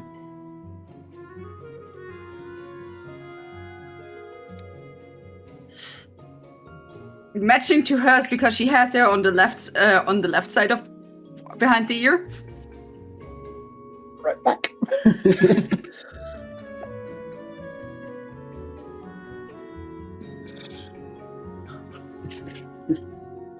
Remind me again, just before I do his next part, Bartholomew, Yep. which orb is in your possession? Which element? Let me see.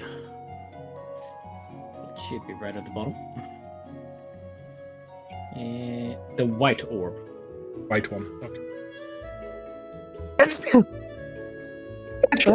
That's you.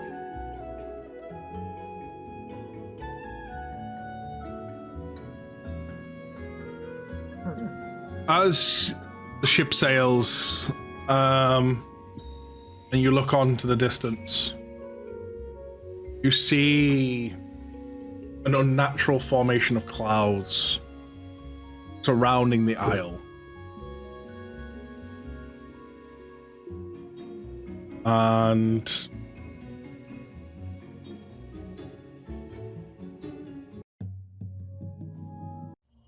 And clearly a barrier of sorts. You get started to grow closer. It's due to this barrier, you're unable to tell how far away you actually are from the isle. Specifically, you don't know if it's just beyond these clouds, if there's another like 10 minutes beyond these clouds.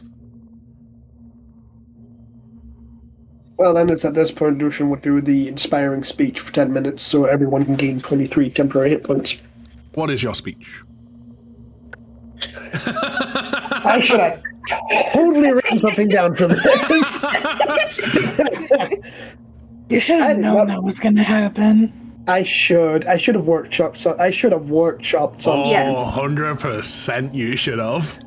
I feel like I should have done that whenever he was asking me about all the fucking questions I was going to ask. I was like, oh, I forgot. Well, fuck it. Here goes. Lucian turns to everyone else. Here we are. We stand at the dawn of a new age, a dawn without gods, a dawn where we control what happens in Lunaria.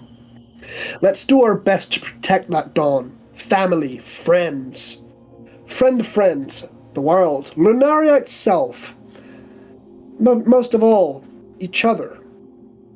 As this party stands as family, this party means everything to me. And I hope that you all share this. And with that, Lucian raises his sword. For Bahamut's chosen, for Lunaria, and for the dawn of a new age. I'll say that's leader enough. But you know what? For pulling it out of your ass, like I do every day as a DM, I will give you an additional point as inspiration point for that. And the temporary hit points you would give everyone, you're going to double. Oh! So we all get 46. Now that was 46, not 4d6. Yeah. 46. 4, 6. There's no D in there. 46? Yeah, I heard 146. 46. With that speech, Heart, Yes. find your thoughts slightly drifting to the thoughts of the one you care for, one you love. And at that moment, as you kind of look out towards all the other boats, wondering, to you and you alone, a version of you stands beside you, fully aflame.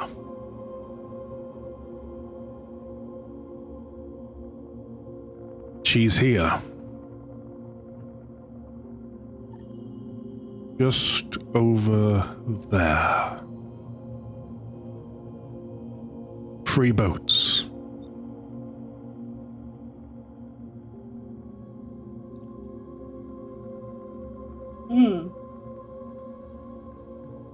I sort of look in that direction. Ifrit goes to you. Her thoughts are of you as well. As I said to you, not all flames are visible. But ones like that are connected.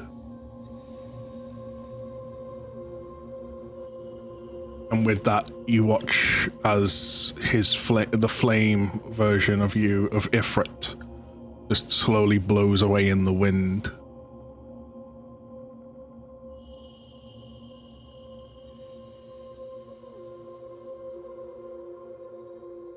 I feel what he said. Like, is there like, I'm just curious because he was saying all that the flame is connected. I'm kind of curious. Can I feel where it's connected to? Just like over there. Give me Arcana. Just here. Okay. Let me get my First roll of the session, lads. Let's go. 29. Yeah, that's I'm good. plus 14 to Arcana. Yes, that's good. That's good. Hello there. Welcome in. Welcome in. You close your eyes to try and focus. And you try to think about all the things that Ifrit told you, what he could be referencing. Channeling in on that magic that Ifrit's giving you. You come to the realization that there's only one thing he could be speaking of in this situation. This is to, as they refer to, the flames of love. And with that, you search your heart for your feelings.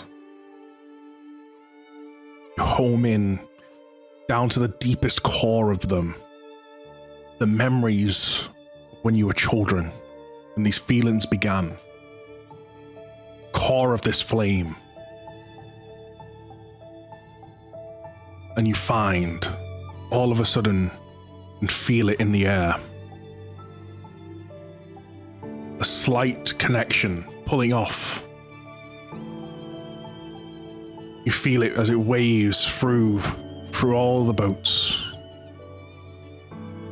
And as you find it, suddenly connecting to the other side. You find in the past when you've tried to feel something similar, it's just been a faint glow.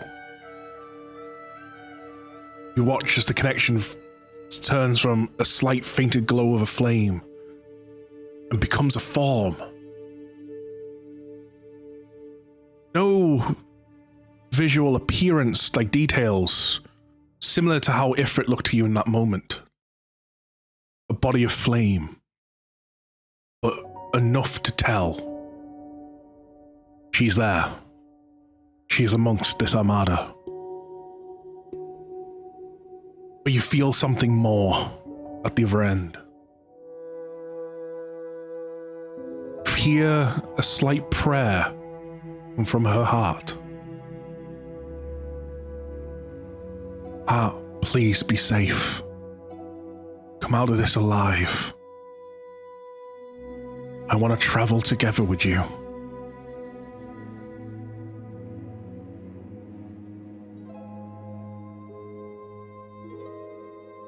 as you open your eyes, find a tear rolling.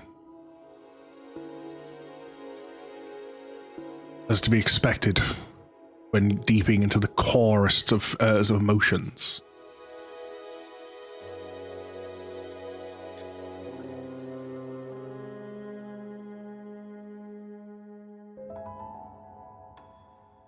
I just kind of whisper. What was it? Had it in my head, and then I kept listening to. I'm so intrinsic. I just kind of whisper to myself and sort of across that bond that I sort of had felt. What do you call it there? What do you call it? Make it out of this as well. At that moment, anything, the tenseness of the air is broken. When you hear Alistair shout, "Fire!" And with that, you watch as two boats either side suddenly fire launching spells out of them. As these spells hit the clouds,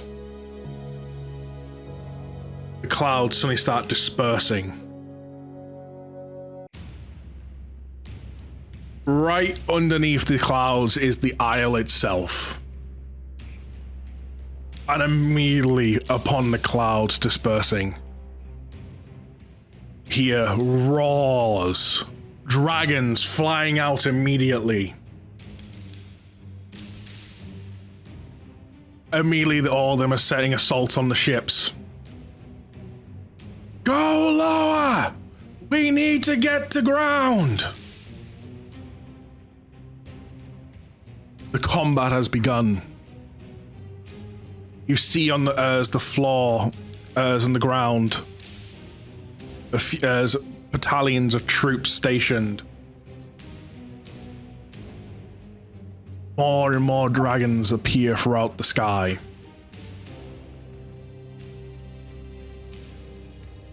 As the breath weapons come out from the dragons, you watch as the ships have barriers around them.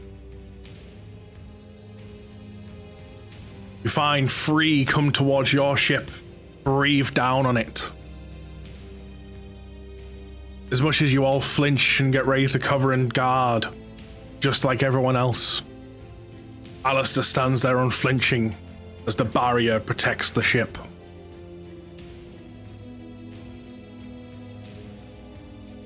That's what he needed it for. Yep. Yeah. For those that can speak Draconic, one of the dragons that was at your ship, you hear roar out. The target's been found. All onto my location. Wait, Oh no. we're gonna have a big incoming. Yep, we're gonna have incoming. Yeah, we're gonna have incoming. I wonder who that target is. Sorry, should we all look at Shay? The ship starts swooping down.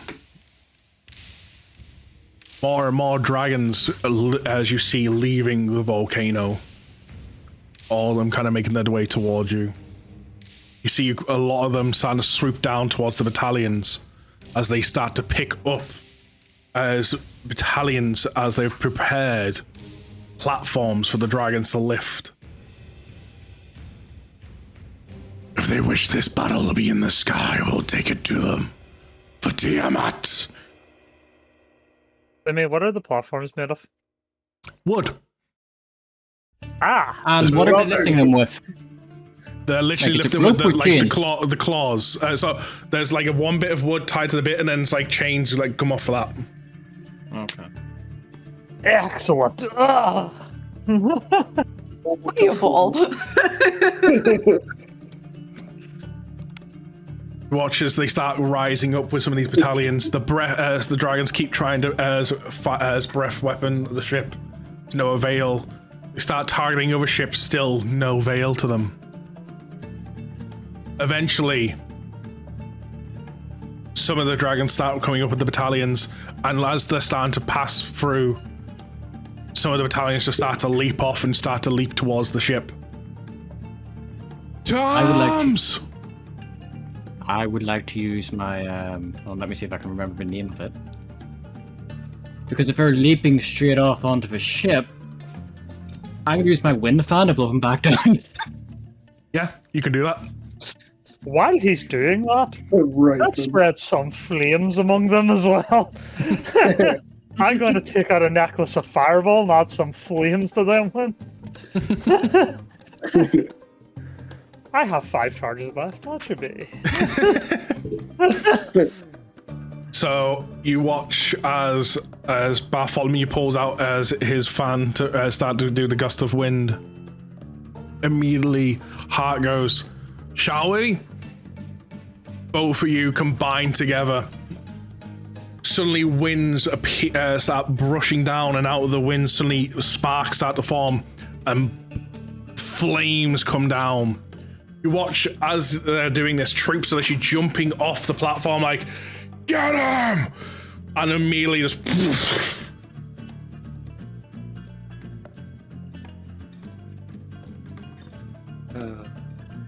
the next set and the next set start coming up. All of yous are looking in every direction. It's impossible to keep an eye on everything. The ship's still descending it, making it easier for them to come up. How fast are we descending? About 100 feet a second. Heck. I could not keep up with that, even if I wanted to. The ship eventually starts to level out.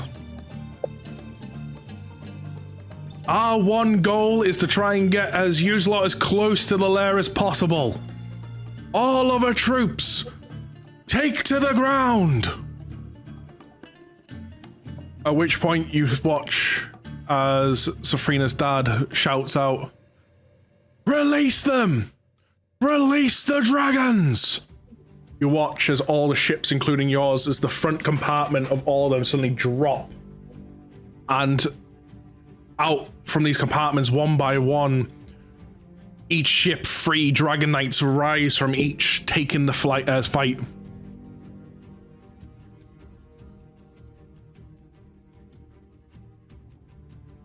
Little to anyone's avail, too much to keep an eye on. A shadow suddenly starts forming around the ship. Small at first, getting bigger and bigger and bigger. As all of a sudden, slamming right on top of Shay is a big ogre. Oh, great. His hands to the back of your head, slamming it into the ship. You were unexpecting it. You all turn, ready to assault this ogre. But then also you all hear a scream. Get your dirty hands off my daughter. Oh dear. Oh, someone done goofed. Someone done goofed. From the shadow of Shay, you suddenly see the face of Shay's mother come out. And as immediately leaps into the sky. And before you've even realized it, scythe in hand, you look back at the ogre. Shay still pinned by his body in hand, but the head on the floor. Damn. Oh. Oh.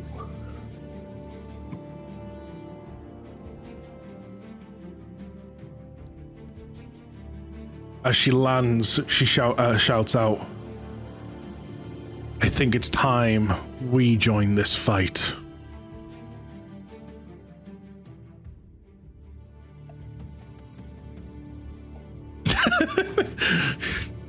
God damn it, Chaos.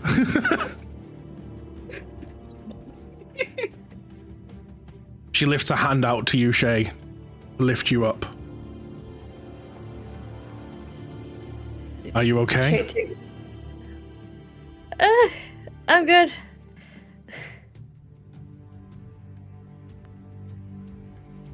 What the hell was that?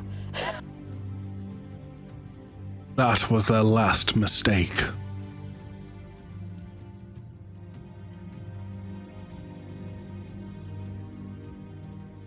She looks around.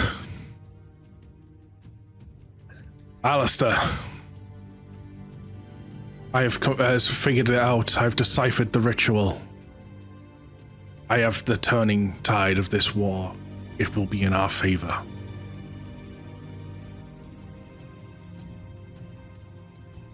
Alistair looks down. I knew you wouldn't fail us. It's time to take to the skies. Your mother looks back at you. Indeed it is, Moon Maiden. I'm gonna need your help and your power.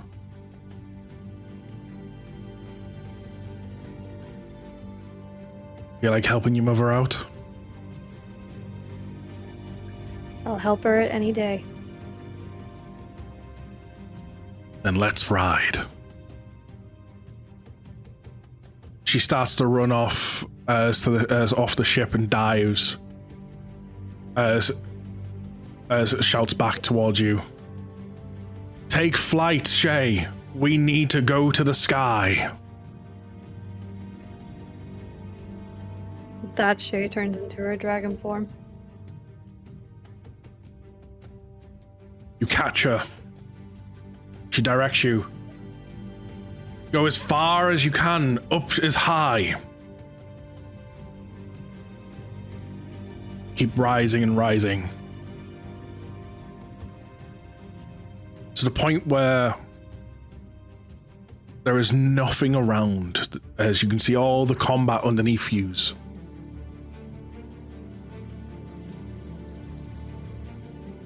Are you ready to tap into some of that godly power hidden within inside of you? I am, Mother. And you feel a scythe press onto the back of you. Feel her magic start to connect with yours. You feel magic deep inside of you getting drawn out to the surface. Pulled through her scythe. The rest of you watch as all of a sudden,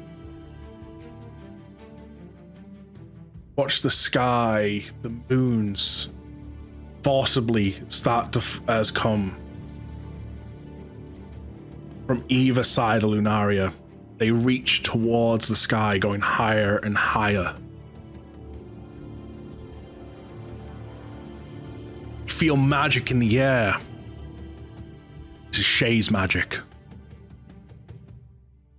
But you also feel a godly presence to it. A slight unfamiliarness. You watch as the moons eventually both at the same time eclipse the sun. You hear your mother, Shay. Time we fight in your domain. The domain of the moon. With a slight hint of my own. Combo move. Domain of the crimson moon. And with that you watch as the moon suddenly red.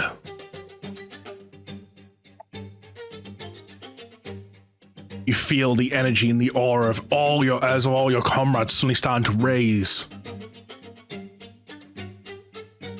Their powers are starting to go off the charts.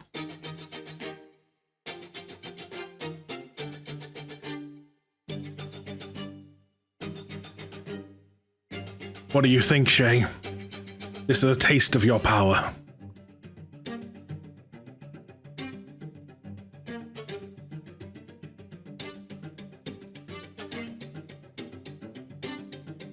Can't believe it.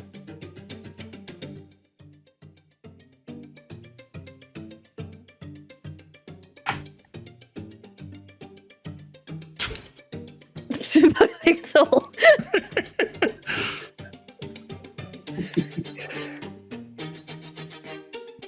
Let's dive. With that, you go down.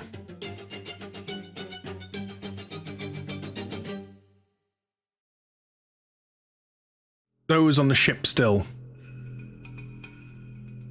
From the volcano, you just suddenly see a breath weapon, pure black, blast out. Hits the ship. You see the barrier form. But the breath weapon doesn't give up. You start to watch the barrier crack. As the cracks get larger, you just suddenly hear Alistair shout, "Get down!" It's to the floor. Yeah, dropping. Yep. From your point of view, Shay, you watch as the barrier smashes into pieces and this breath weapon consumes the ship.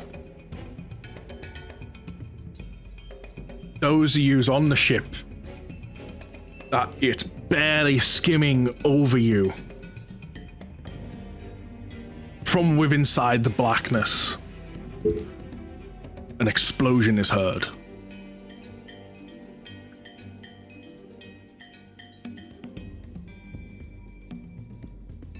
We're going down!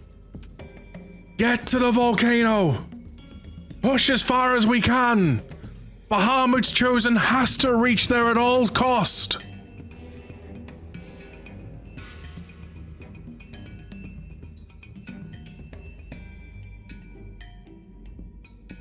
You see, Shay, as you're still diving down. When that barrier smashed, you watch the barrier and all the other ships break as well. Alistair's ship was the prime conduit. You watch as all the other ships start to make crash landings.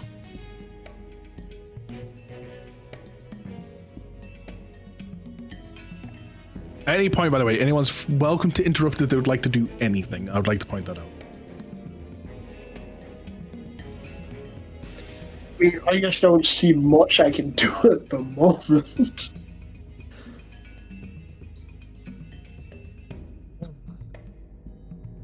Even if I mean, I would love to, but yeah. The breath weapon finishes. Can I try something? Yep. It is a gamble if it's even working. Because it's a roll. Can I use my... and try and use my channel divinity? What is your child divinity? My divine intervention, I mean. Yeah, sure. You can try. Cool. I have to roll a d100 and hope to roll less than a 10. Less than a 10? 10 or lower, yeah. Nope. 40.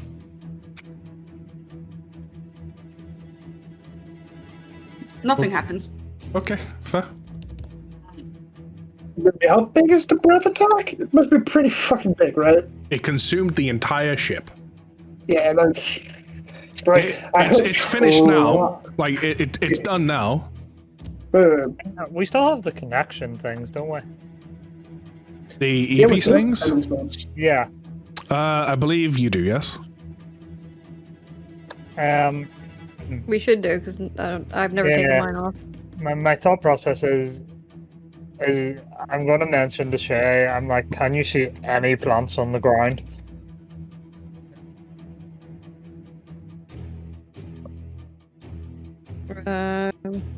Give me a perception, Shay. Okay.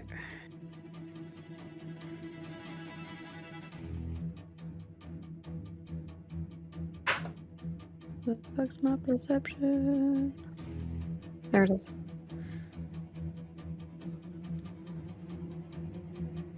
Yeah, I don't think that helped. she can't spy anything from her distance. I'm quite high up.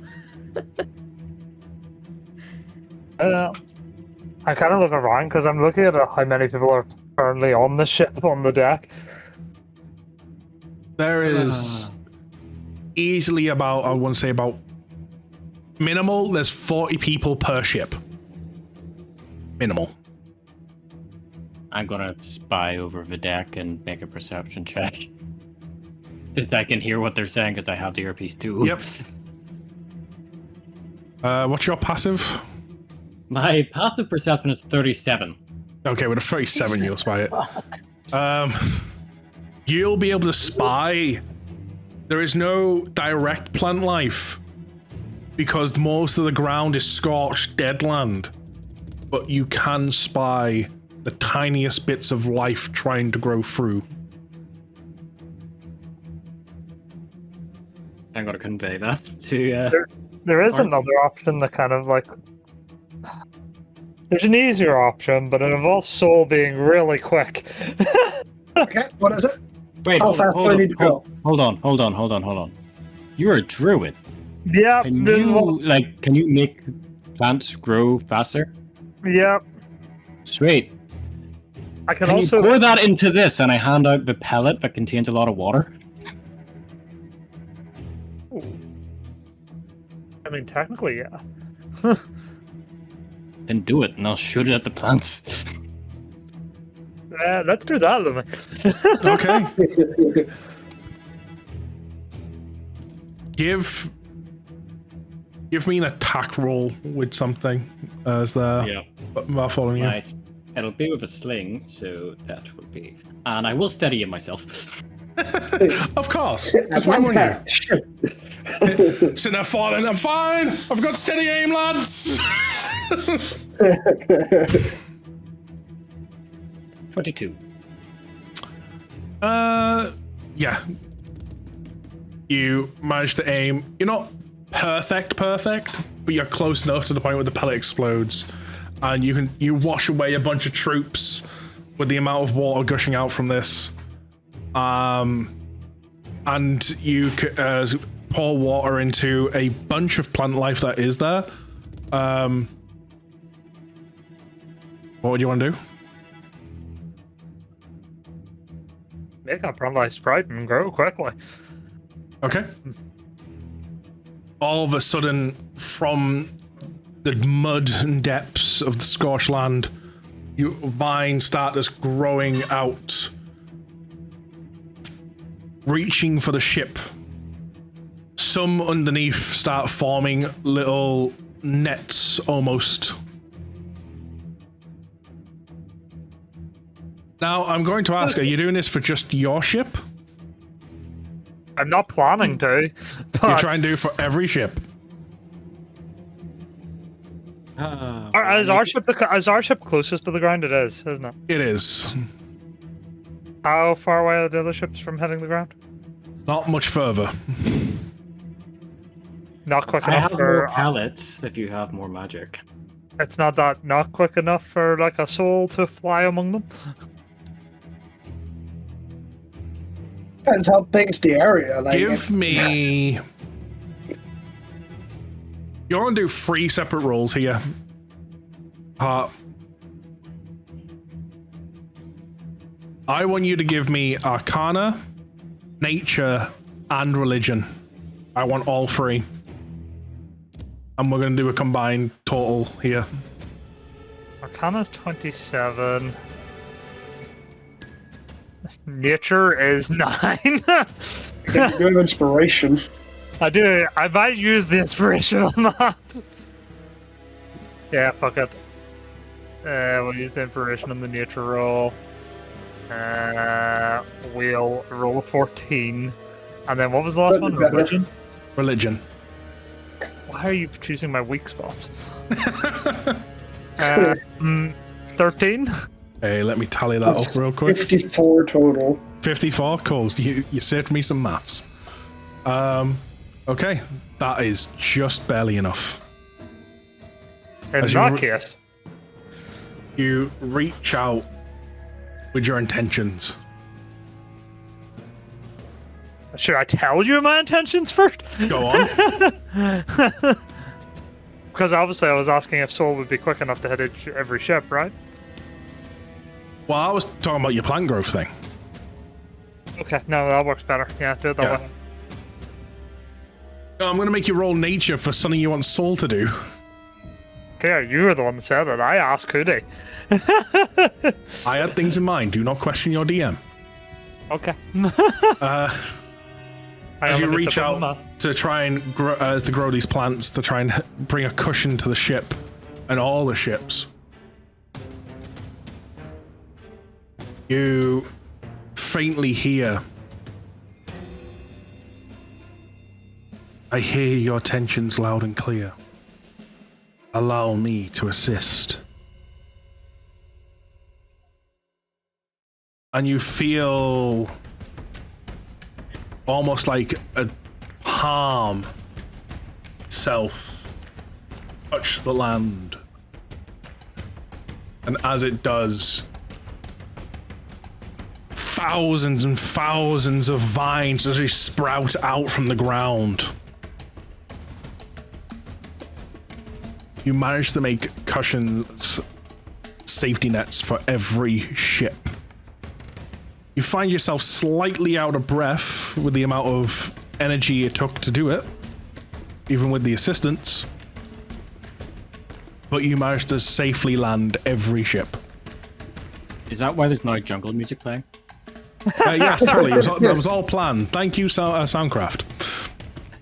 I just kind of sounded. I kind of look around at them and go, yes, I'm taking a back seat for a minute or two. That's completely fair. Agreed.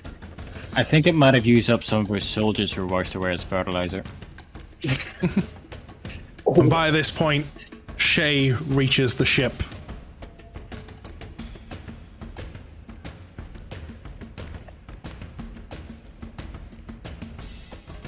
Is everyone okay? Yes. Yes. Now we are. Yeah, you just hear see a heart put its thumb up in the air behind him, like. I fired something out of a slingshot, and yeah, this happened. I can't hear a conversation that Hard Hazard was God. Nope.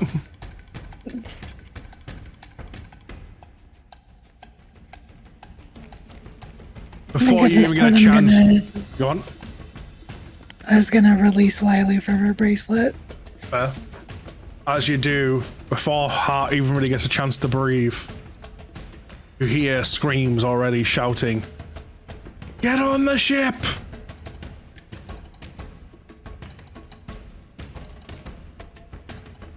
You said get on the ship? The enemy forces, they're trying to get on. Oh, okay. So let's go. Yeah, let's go. Now. I'm gonna mount on Lilu. Alden's gonna summon her Drake as well and mount the Drake as well. Well, if Shay's flying, I'm gonna just ride Shay. Giggity. In the amongst of all the chaos, Alistair stands up and sits and goes, "They cannot see where you are heading. Now is your time to go before any of them see you." And you watch as he puts his hands together and suddenly fires out a door. As close as we're gonna get you. Yep. Through the door we go. Yes. Your mother Is gets it a off big you, door, Shay, small and sits door? and goes, "Go on." Is it a big door, small door? It's a big door. Okay, cool. As your mother gets off you, Shay goes, "This is where we have to part ways. I'm gonna do what I can here." Okay, just be safe. Which point she looks towards Eldon. "I'm gonna need some assistance. Can I have it?" Sure. What does she need? The coin. Happily flipping the coin to her. She catches it, and immediately, as the opposite end, just kind of flicks it way high into the air. You see the coin start flipping, flip, and all of a sudden just stop and turn pitch black as a giant portal just opens up He said Ow. he's gonna help. Out from it comes the shadow and all the forces he has of the Thieves Guild. I think the more she's just like, right, he said he's gonna help. He did indeed. Well, that's what that coin does. It's a good thing no one flipped it in their pockets. You think no one spent it? Yeah. Go now, I can't hold the door much longer. And go. Go. Bahamut's chosen. Charge. May, I love that you say that while you're on my back. as we're Charge! sort of leaving, I'm assuming there's still like trees and branches and stuff. Yes.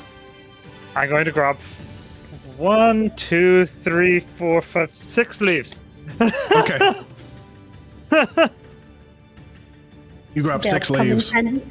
Sure. You, as the last of you make it through the door, it shuts behind you. Standing before you now is Malik's fortress.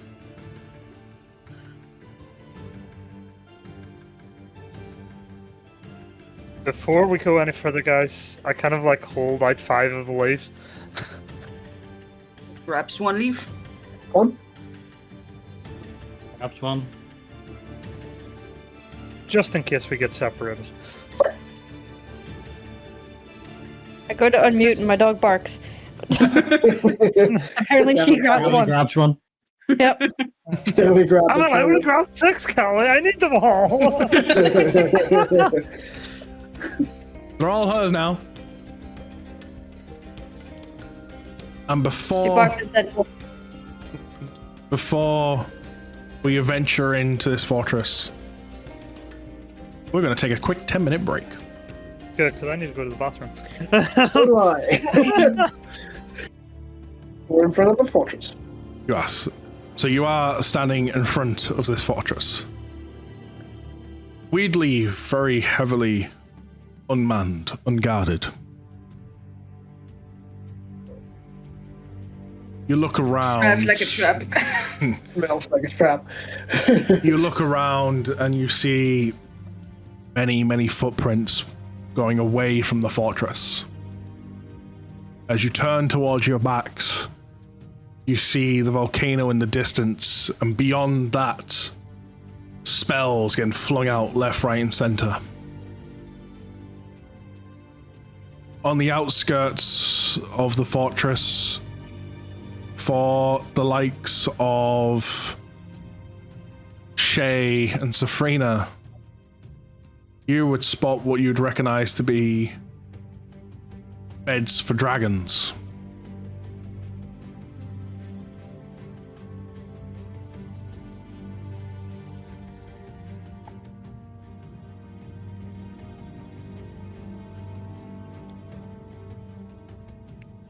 Is it like a large number of them? Of the beds themselves, yes. You count, from what you can just see alone where you are, easily 100. Ew. This is where they've all been growing them. It seems so.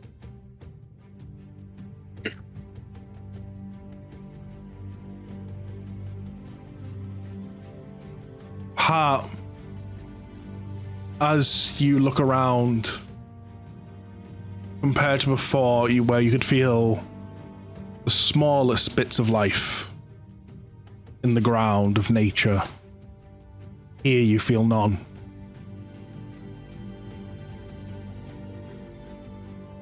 That's not good. I just look to the rest of them. Well, shall we go and knock on the door? Oh. All right.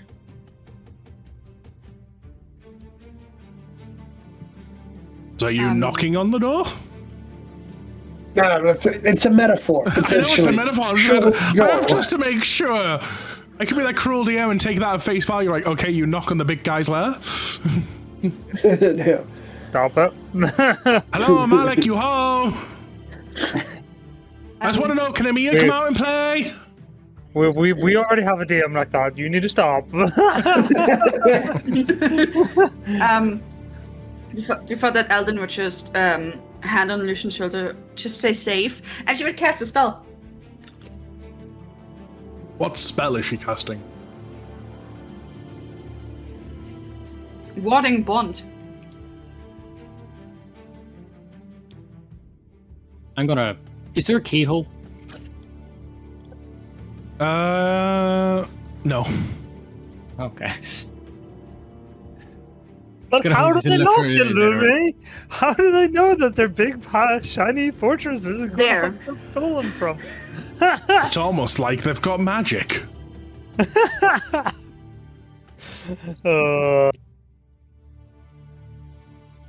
Is there just like a normal glass window, like 2 feet away from it, though? They're just staring at you like, hello, we see you. No, it's like, we have invested in this massive door that's enhanced with magic so that it can't be broken down. There's also a normal glass pane window right there, like just unprotected. They always forget about the windows. I once seen someone's house done like that. They had a massive big security gate with rolled to the side and had a big ass security pad and everything, and the wall next to it was like 2 feet high. And you're like, really? So secure. Step over it. So what would you like to do?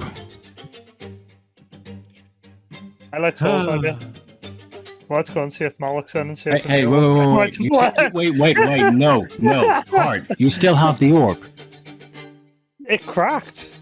Yeah, but it's still there. Have it, yes. I think I'll give me it back. Then use it again. Let's look for him here again. Eve's just home. You technically never asked for it back. I know, but I'd like to think he would have given me it back. Yes, Alistair would have given you it back. It only had a crack. It wasn't cracked in half from what I could understand. I'll take it I up. only had a crack. To Bartholomew to do as with he wishes. Oh yeah, great.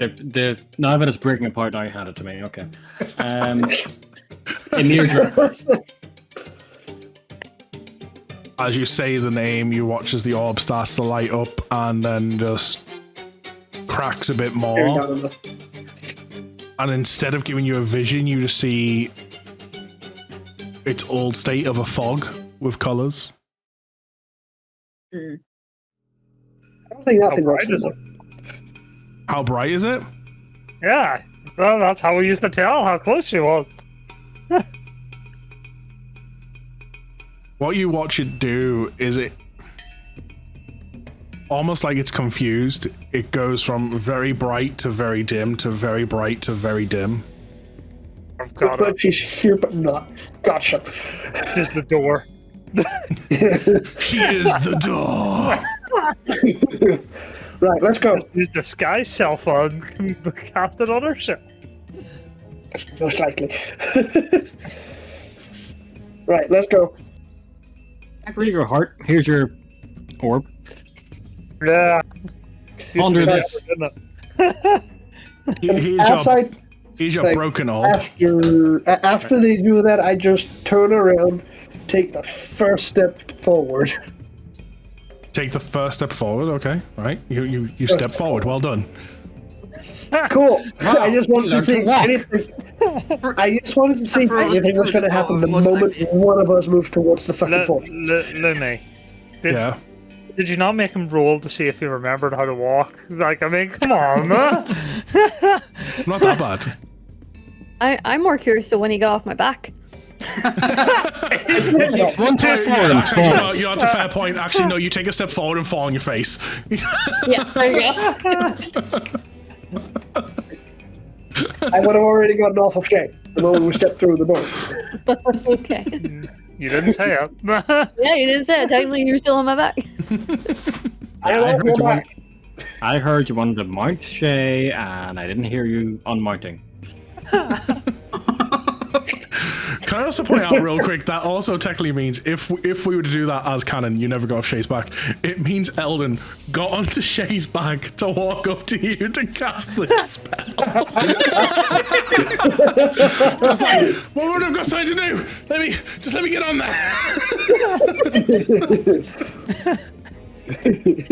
I like that is canon.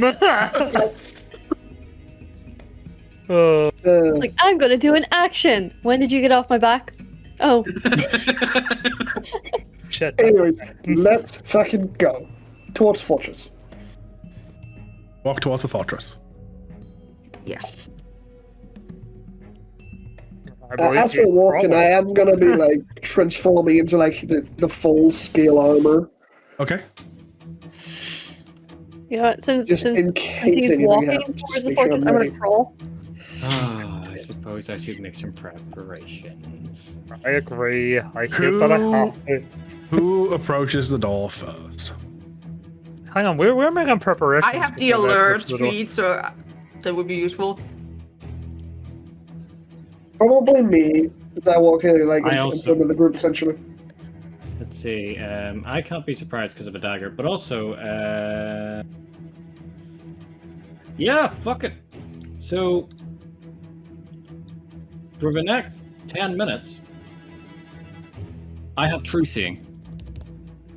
Remind me what that does again. This fucking bullshit thing. True This, sight. Listen, see fucking everything. I know it's true sight.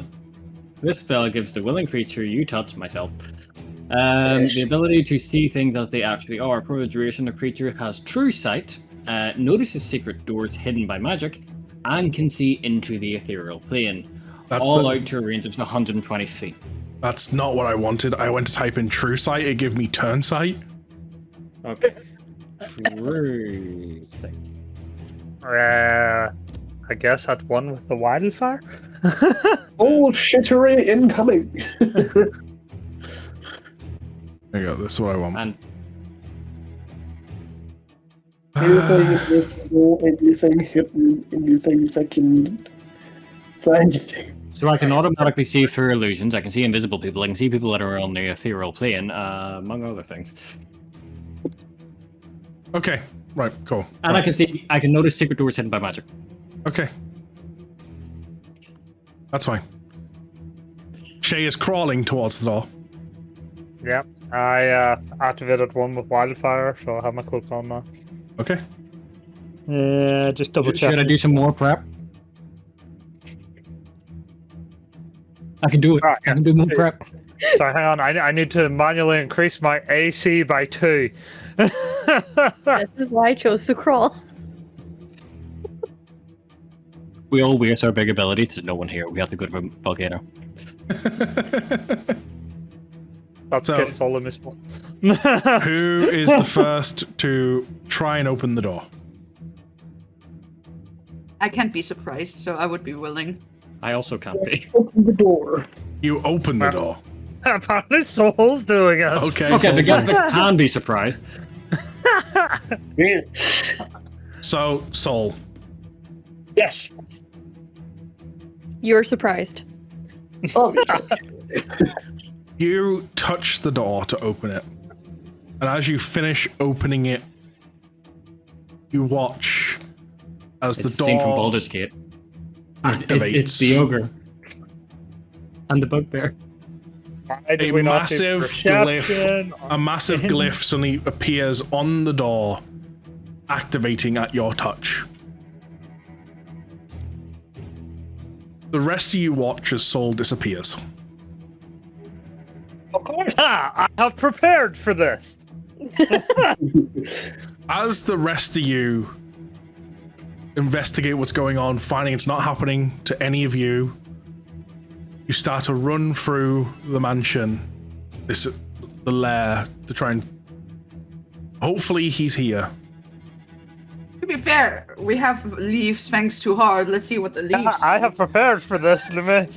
Okay. I cast teleport vibe lance on the leaf that I touched on Soul. It Okay. now becomes a two-way portal. Okay. The spell is not as instant as you would think. You are slowly getting drawn to him. I don't mean drawn. It literally becomes a portal. Yes, you are slowly getting drawn to him. The lair itself is interfering with you. Rude. The Rude. portal is slowly forming, though. Okay. Okay, here we go. In the meantime, Saul, Here we go. please, Time to survive. please place yourself within anywhere of the AOE. Anywhere of the AoE. Okay. This lovely AOE I've got on the ground, anywhere within it. Yep. If I could move myself up, great. Okay, thank you. Hello? Right now. Oh, Oh my god. it's because the fucking wall is here. If I open the door, I can move. But only to there. Oh, there it is. Hallelujah. Transport by plants. I can mark off a spell slot finally. That's like as far as I can go. Well, no, you were already in the room. Right. So, yeah. You must be there? Okay.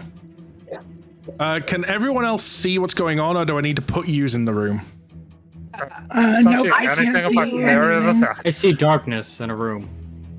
Okay. Yeah, And a darkness green around an square. area of effect. Yeah, green square. Yeah. And the square's gone. Okay. Now I see soul. Nice soul as well, yeah. You can see Saul. Cool. Your tokens are hidden, and that's how they're going to stay, but you're going to stay up there out of the way.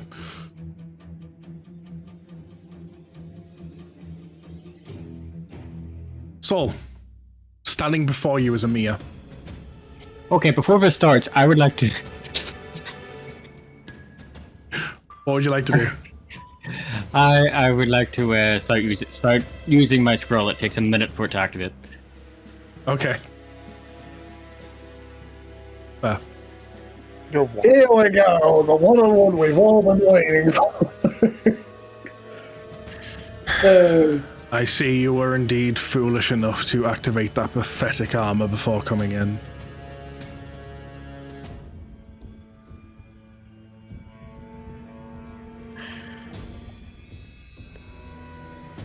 Of course.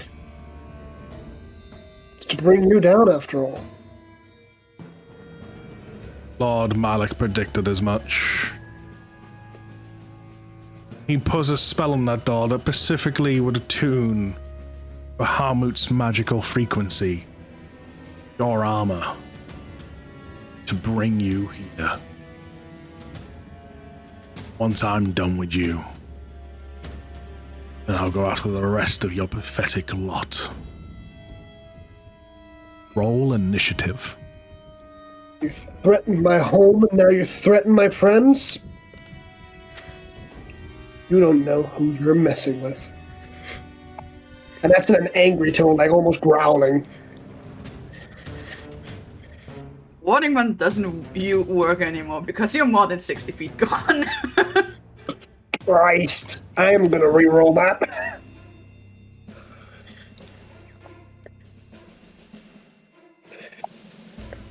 What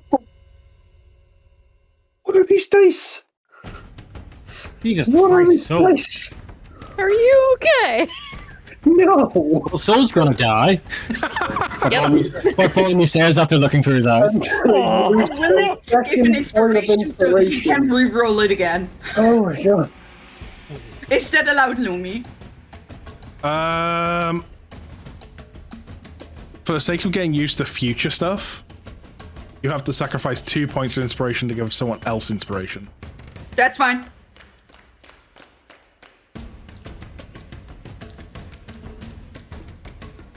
I've now used 2 points of my own inspiration. I'm currently on a 12.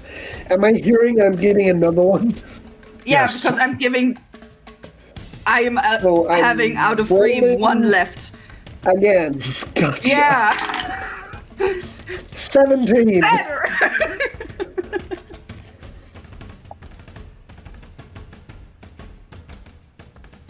This is just for initiative. Yes. Yeah. Yeah, I don't think they thought this through, Adam. Well, the funny thing is, can't fucking write this. Amia's make any also changes? rolled a Was off 17. body, didn't she? Oh, So tell me, great. what's Emir's dexterity? Huh? What's Emir's dexterity? Like the plus. +4. I have a +5. Okay. That explains why it's put you first in the combat thing. Indeed. Right, I'm just gonna pop this out so stream doesn't see that. Because it has HP and 45. stuff on it. Okay. Soul. Or up. So Emir's 45 feet from me. Gotcha. I'm gonna click my boots of speed and double my movement speed. Okay. Just 90 feet. At least I believe that's how those work. And then just in we go.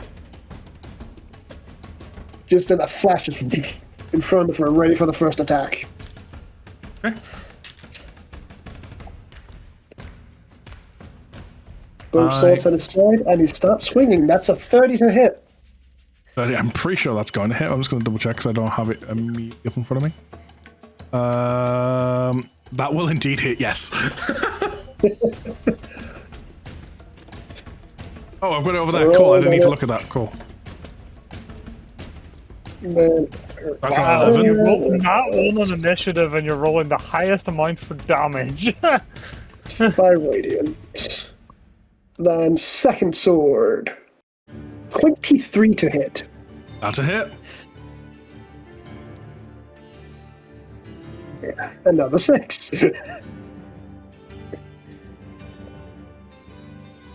Okay. So Emir's total hit points are reduced by, I believe it's the full necrotic dice, or is it half? I don't remember. It's half. Right. So by 6 by rounding up. Okay. And she takes 11 necrotic, so it's 5 radiant, 11 slashing, then 11 slashing, then 11 necrotic. Now for the second round of swings. Wait, so what? Explain that. Wait, what? I'm only seeing.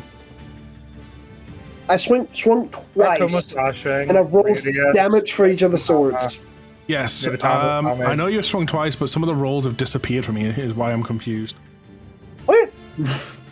So I see your 30 to hit. I see your 11 slashing. I see your 5, and then I Yes. seen your 20 odd to hit, Yes. and then I didn't see anything afterwards. 11. It's Oh, 11. well, it's an 11, then 11, and then 28 to hit.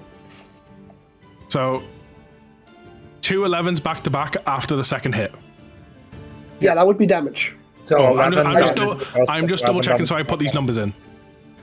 Yeah, so it's 11 slashing, then 11 necrotic, then a 28 to hit on the Dawn Sword. That's a hit. Just 9 points of slashing. Okay, those rolls are not coming through for me, so let me just quickly refresh the page. How many points did you say? 9 points of slashing. 9, okay, so that makes that. The DM has connected to the server. Right, I'm going to roll the d10 radiant. Okay. Okay, there we go, the rolls are coming On your back through now. sleeve. That's a 7. Yes. Okay. I'm going to continue my onslaught. Don't mind me, 25. I'm just going to continue swinging. That's 25 to Okay. hit. That hits. He says he's got more elegant. Realistically, it's just he's learned to swing swords better than the opponent. He's learned to swing swords faster than before. So that's Yeah, 7 okay. slashing, 11 necrotic. And then third attack for my action. That's a natural 20. You know how we do nat 20s here. Yep. So give me give me a normal dice roll. Right. That is that thing. That, One. so The one. that is. First of all, I'm just going to apply the 6 here real quick. So that's going to be. And then we'd max out the damage, which is another 6. We don't do the plus in the crits because the crit the plus comes from your natural. Okay. Then it's a d10 for the radiant, Okay. which I roll 8, and then we add another 10 on top for the crit. Okay. Then roll offhand. That's a dirty 20. That's a miss. Okay.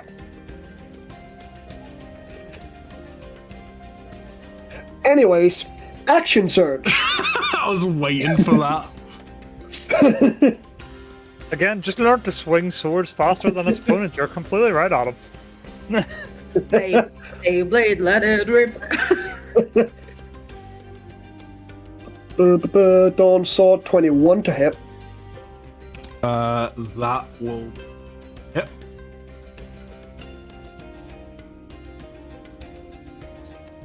Three on that.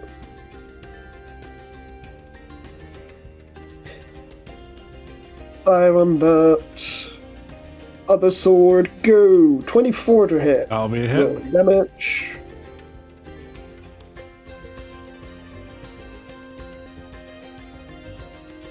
I'm just seeing nothing but numbers coming up. 22 to hit. That's a hit.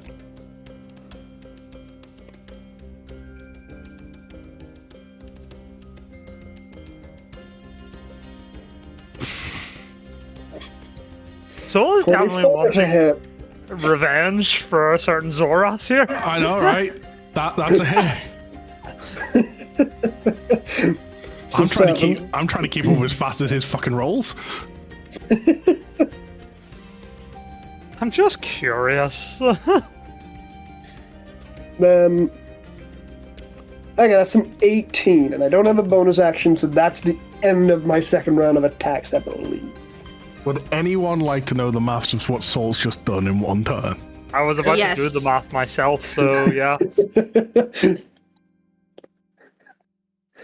156 damage. I told you. We just turn around and we go Soul, use tackle. Or use cut. Cut would be a better example.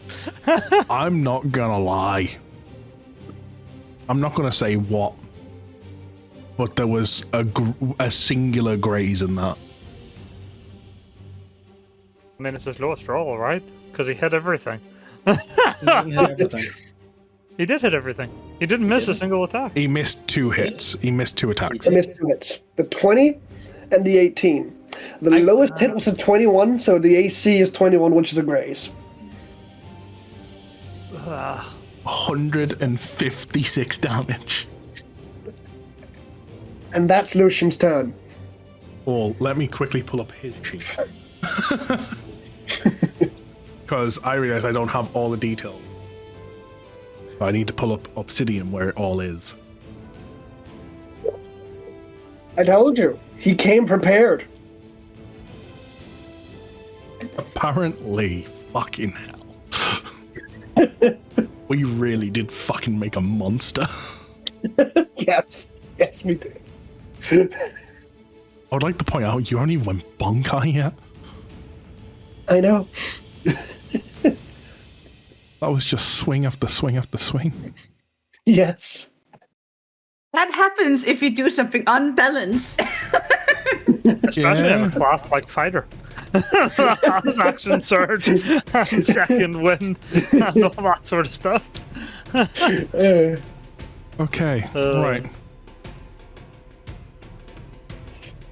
By the way, I've got 2 Amina actions tries to out block for you as short rest. much as possible, and you've left him heavily fucking wounded.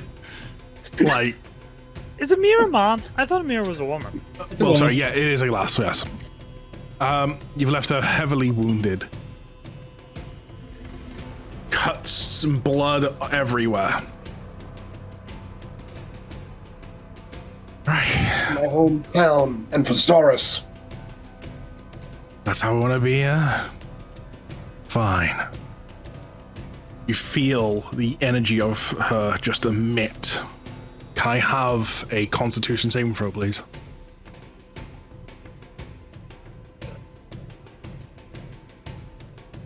Constitution saving throw. Give me a moment.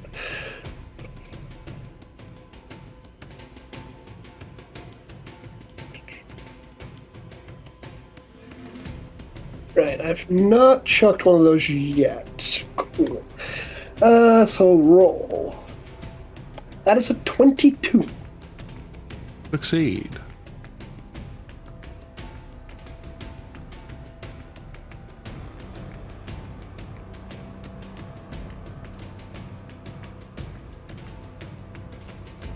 So, tell me right now, what's your resistance and immunities? In my current state, I have immunities to radiant and necrotic, because I have brought out the draconic armor.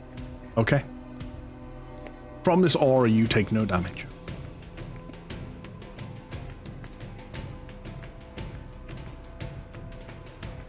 Bringing your best. Yes, I shall bring mine. And you watch her as she, from her hands, summons two swords herself and starts to swing at you.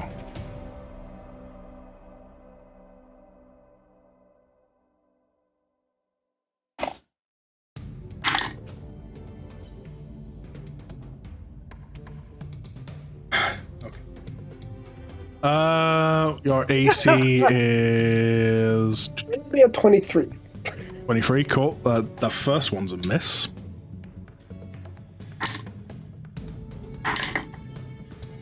Oh wait, actually, no, it's a 22, sorry, because the warding bond went away. So it's 22. Oh,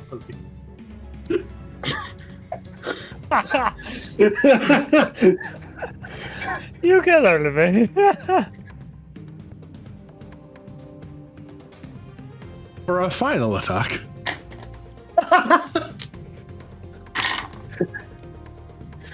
Finally, something above a 4. So Louis, what's the total to hit? Total to hit is 33. Okay, fair enough. As she swings this blade into you, its shape looks very familiar. It is the Blades of Disaster.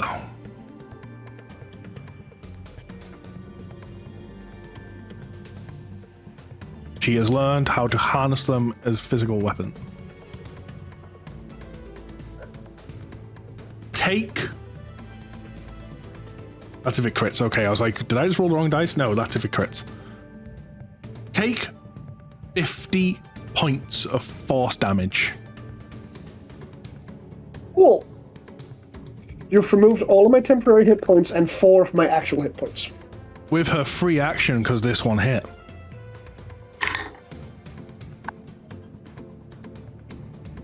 That is a 32. Yeah? Right, that hits. 2 seconds, Peter.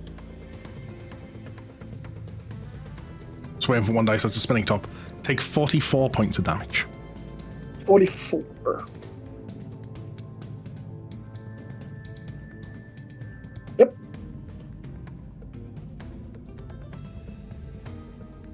Think you can best me?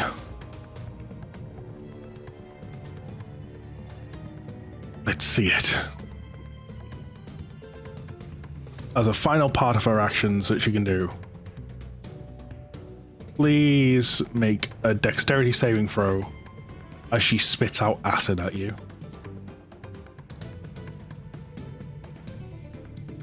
That's a 15. Fail.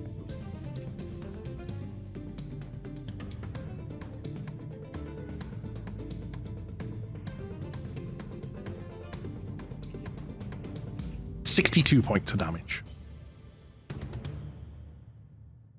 62? Yep. Okay. Now we're both heavily wounded. Your turn.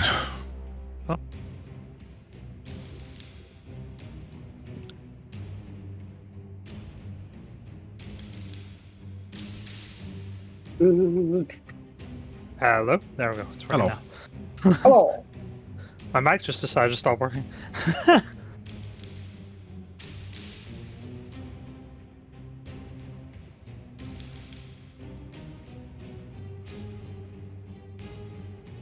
What will you do? I will spend my bonus action to second wind myself. Okay.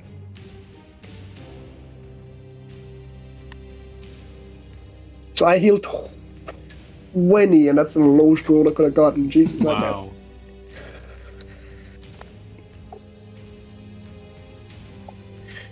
And then time to swing.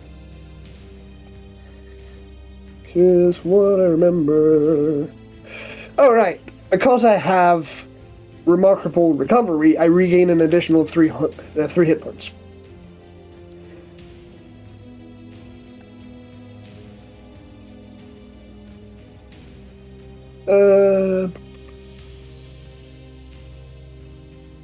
Wanted to check one other thing.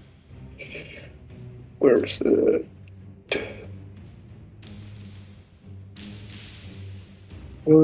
At this point, for the rest of you, by the way, the portal is opened enough that you can see him fighting Amir. Eldon starts to panic. It's not formed enough to travel through. It's Reading formed faster. enough to see through.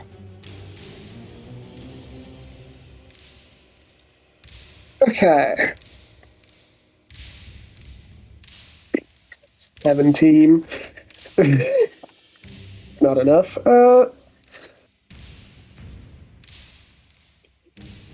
Just swing again. 29, that'll hit. Yep. By the way, Lumi, I just want to point this out. Transport 5 plants is not actually a portal. You said it was a ball. No, it's a magical link between a large and large, or it's a magical link between plants, basically. 4 radiant, I heal 2. Offhand swing. That's 23.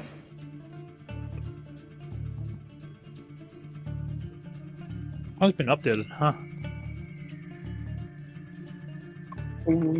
Don't forget, we are using legacy stuff.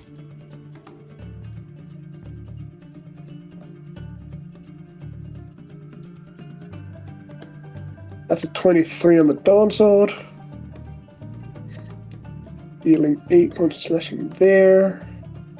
D10 of Radiant, I heal another 2. Offhand swing, it's 14 on miss. Let's see here, so that's 1, 2, 3. Okay, cool. I am going to action surge. Surprised you didn't do And that. then... Surprised you didn't do that in the last turn, just action surge. Yeah, you're not allowed to do it twice per turn. Oh. That. You can only do it once. From what I remember, at least. Pretty sure it has that condition. Only once on the same turn.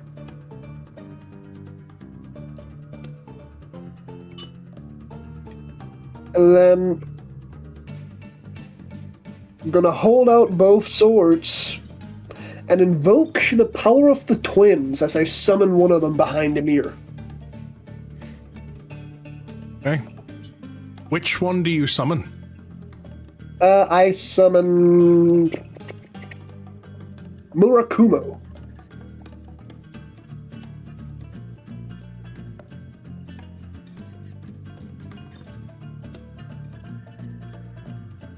Which is the dawn, the spirit of light. Yes.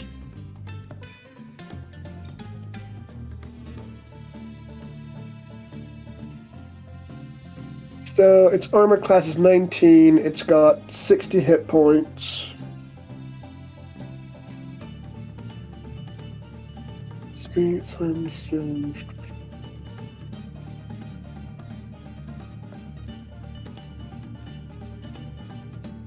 No, that's not what I want. My bonus. choose one of its damage resistances. You have resistance to the chosen damage type until the spell ends. Well, since it is the Dragon of Light, Okay. it will just have Radiant, which I already have. Give me one moment.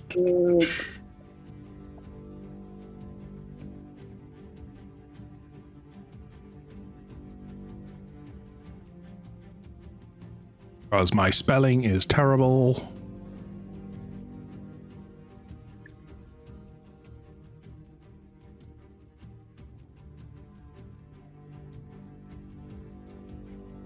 A new boss has entered. Dyslexia.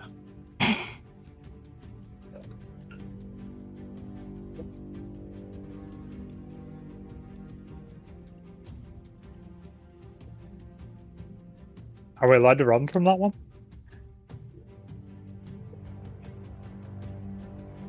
That's large. Does it act on its own initiative, or does it act on mine? Because it doesn't say anywhere. Immediately after. Okay. Cool.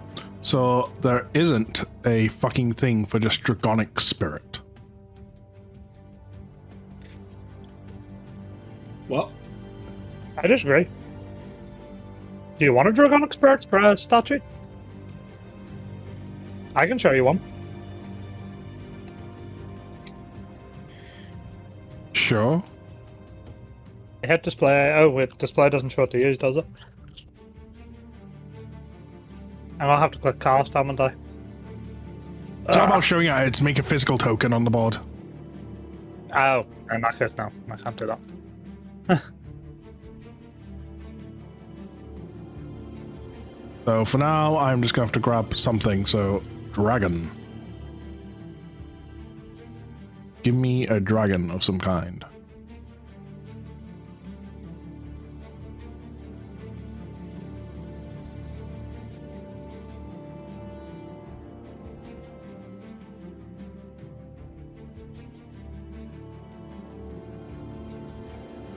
Boom.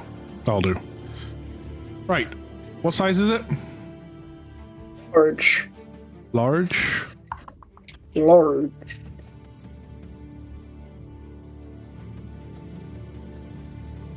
This is already a large. yep. Okay, so that's the token to represent it. You've got all the stats. Yes, I do. So, I rolled a d20 and then I add plus 10 because that's my spell attack modifier. Because that's what I use for its melee attack. Do I roll at advantage because it's flanking Ymir? Sure. So, its first roll, well, it's 22. Does it crit? No. So 22 to hit, which means that I click, when the rolls go by, I click that thing. So it's a d6 plus 4 plus the spell's level. So and plus 5 on top of that, so 11 for its first multi-attack.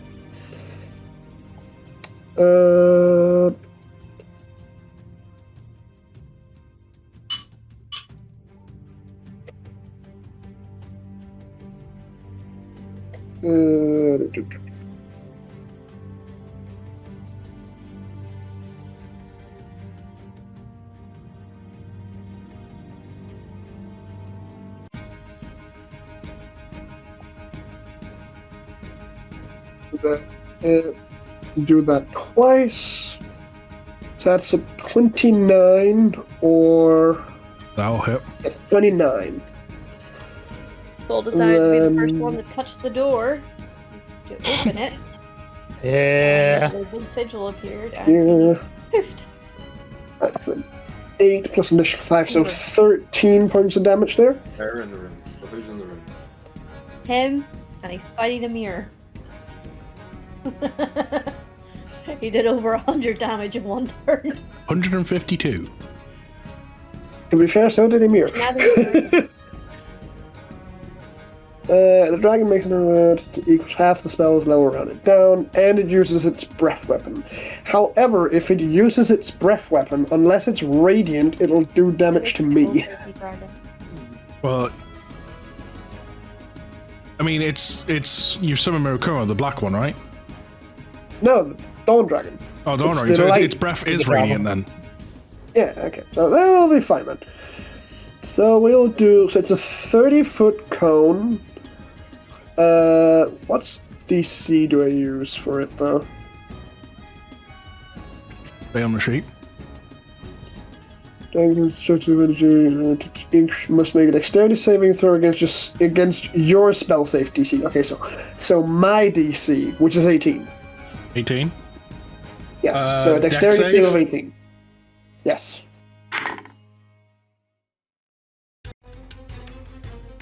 I fail.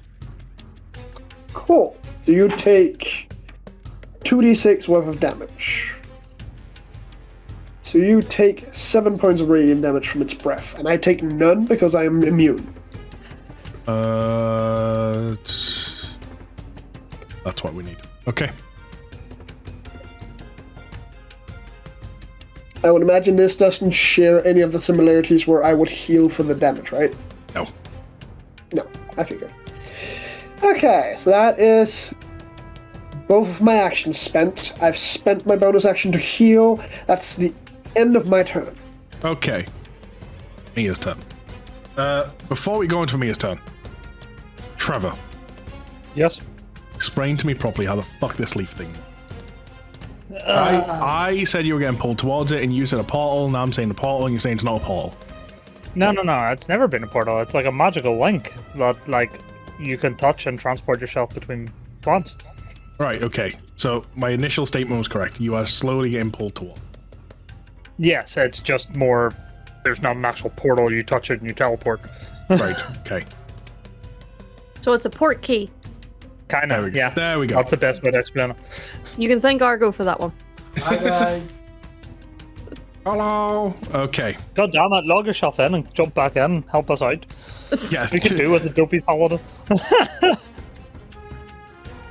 So you, Still needs his original spawn partner. Yeah. I mean, it's just too easy. you need to summon help to fight me. So much for being some of the chosen. As she turns her attention towards your companion. What is the AC of it?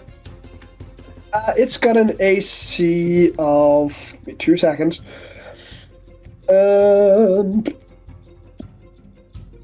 Its AC is 14 plus level of the spell, so 19. 19. Yes.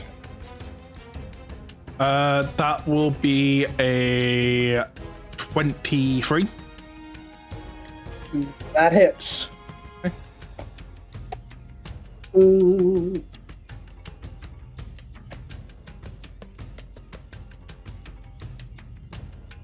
It takes 37 points of damage. Cool. It goes from 60 down to 23. And then at 1.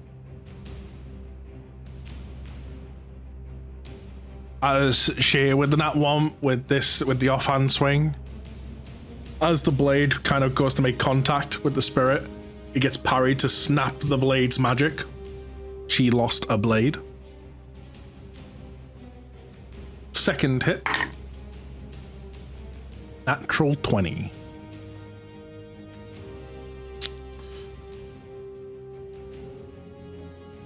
Wow. So, Lumi, can you physically do less than 23 damage?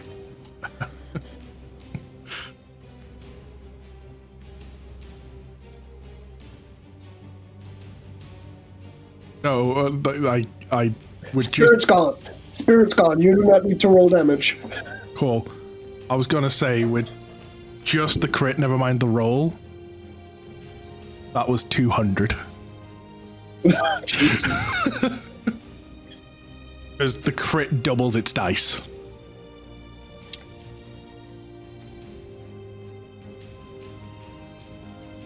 And with that, my attention turns back to you.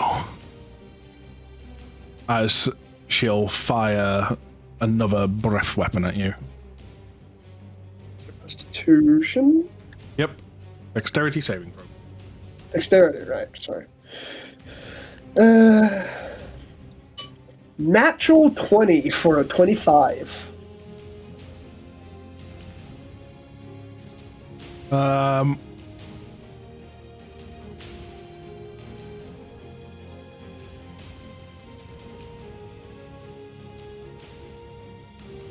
Normally you take half damage on a success. Normally you take half of the success, yes. With a natural 20, you successfully dodge out the way. Like, to the point where, when I move your character there, you fully sidestep it. Cool.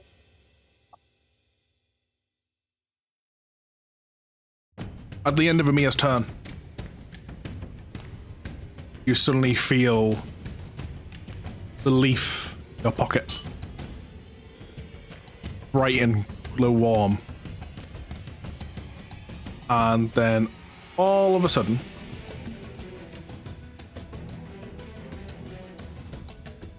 correct me, Shay, are you in your dragon form?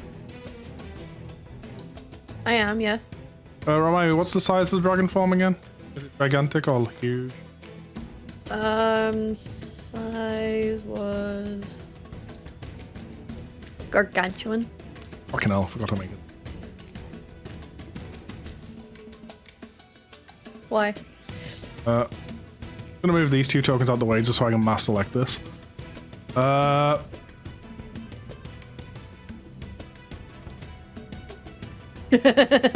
Okay. That'd be why. That'd be why, okay. I got you. So is that how everyone just comes in? Everyone just suddenly appears around you.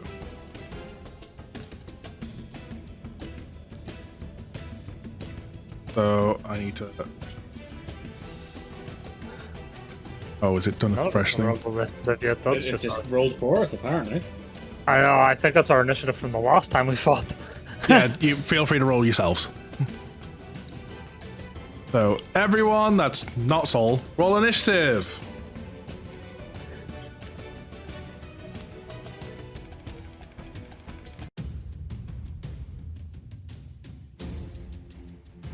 What do you want? 13.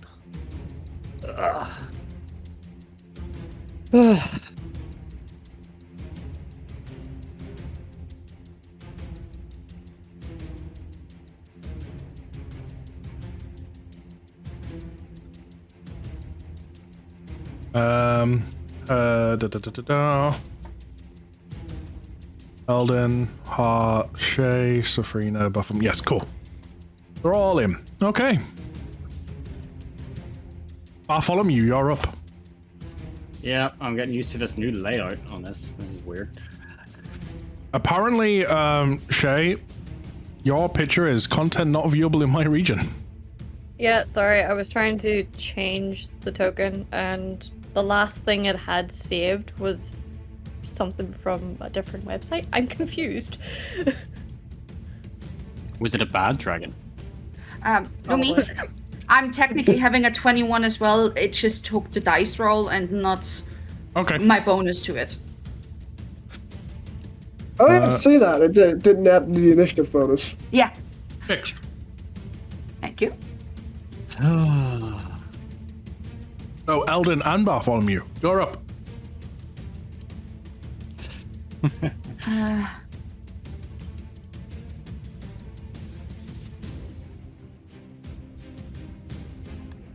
I'm trying to think of something.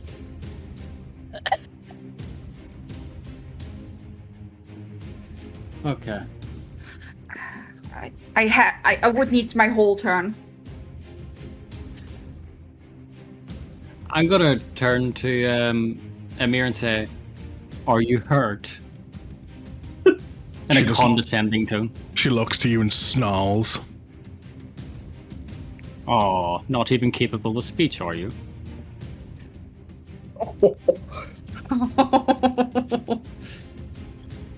We're playing with fire. Walking is a free action. Yeah, talking is a free action. I'm trying to make her talk. You look like you got hurt.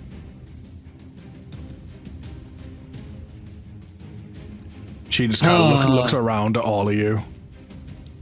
We'll see who will be hurting soon. God damn it, I'm trying to make her live. For obvious reasons. Right. Because if you can see through a lie, then you get a lot of bonuses. Yeah. On the bright side, thanks to Scroll I cast earlier, I have advantage on my attack rolls. Remind me what I get again. Like, I know she'll take damage or something, but what happens again if she lies? Okay, so she lies, let's see.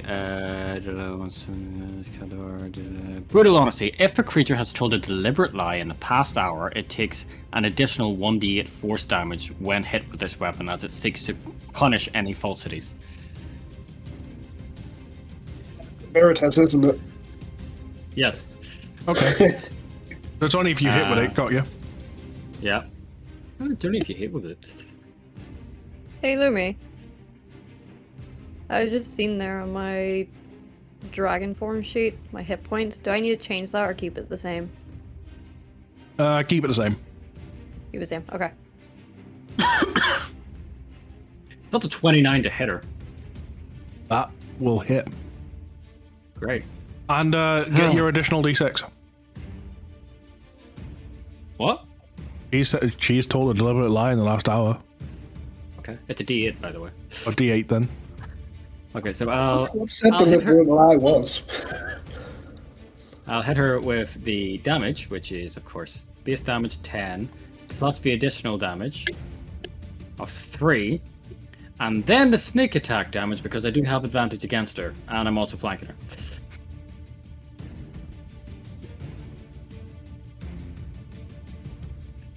$43. Okay. Oh, I should have done another thing, but I didn't. But I haven't used my bonus action yet, so I'm going to. What? Where is it?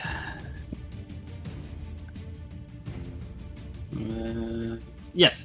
Okay, I'm going to use Insightful Fighting. As a bonus action, I can make an insight check against a creature that you can see that isn't incapacitated, contested by every target's deception check.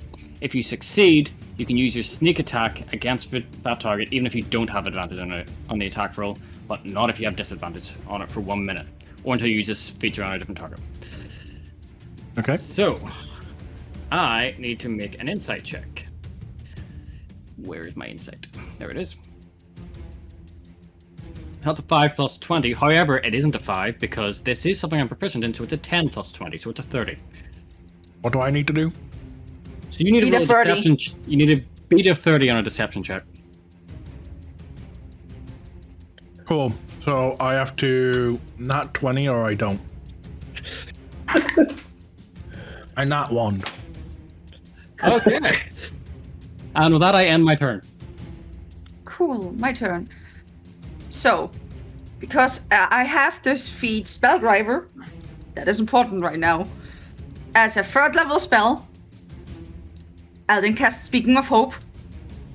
Obviously, just selects her friends. And then Mia's gonna react to you. Counter spell. Mm-hmm. That's fine. Hold on. Do we get the counter? I would like to counter spell. What level? Oh dear. 3rd level. 3rd level? Okay. You've got to roll. If it's like so say if it was at like 5th level, because you're not casting at 3rd level, you've got to roll and say you've got to beat a 15 or something like that, correct? DC is 10 plus the spell's level. Okay. What's the roll specifically again? Remind me. Is it just a flat d20 and what pluses? Make an ability check using your spellcasting ability. The DC equals 10 plus the spell's level. Okay, so roll me a thing. DC's 19. She used her 9th level spell slot. 9th level counter spell? Yep.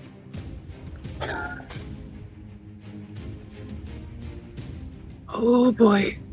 At least she doesn't have the ability to cast, at least with her spell slot. Well then, I would kill anymore. A charisma check to try and do this. 23! You countered the counter spell. I counted the counter spell. Cool. And then as my bonus action, second level healing word towards Lucian, because its Beacon of Hope is up, it is a total of 12 hit points that he heals. Plus 3, because I have my thing. So it's 15. Yeah. And that is my turn. Okay. Legendary action. Fuck. Can everyone, except Lucian, because he's immune, roll me a dexterity saving throw, please? Right. I'm doing that with advantage thanks to foresight. Oh. Jack save. Nothing happened. Okay. Okay, my dice has appeared. It is just Is it lagging just across the screen. It's just, again, the base roll, most That's likely. 29. No, 11. I'm just I waiting can for see that hearts. I've rolled an 18, but it's not like actually Okay, loading as it. long as you can see it, that's fine. I've rolled an 18, I have a plus 8. So technically it's... Yeah, What the fuck? Why did I not have my plus? Weird. I'm telling you. So Heart Yeah, rolled a it's- 26, Bart a 29, Safrina a 10, Shay And a an 11. 21, Elden an 11, and what about Lilu? Why did you bring Lilu up? Lilu's on the map. Fair. So your dex is a +0. So it's just a flat d20. Yeah. So essentially, Lila needs the nat 20 this, or it's a fail.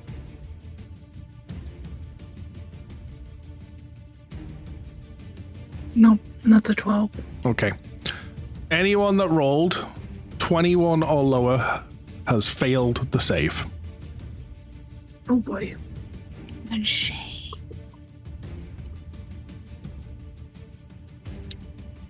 Don't worry though, you're only taking 15 points of necrotic damage as a dark pulse emits from him. Okay. And that was me as a legendary action, so on to Lucian's turn. Just gonna stare her right in the eye and be like, you missed. A question, because it just took temporary hit points.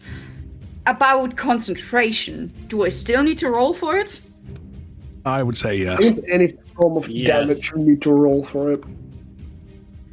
Yeah, for Cool. concentration, it's any damage. It doesn't matter if it's temp HP or real HP. I have advantage on this because of Warcaster.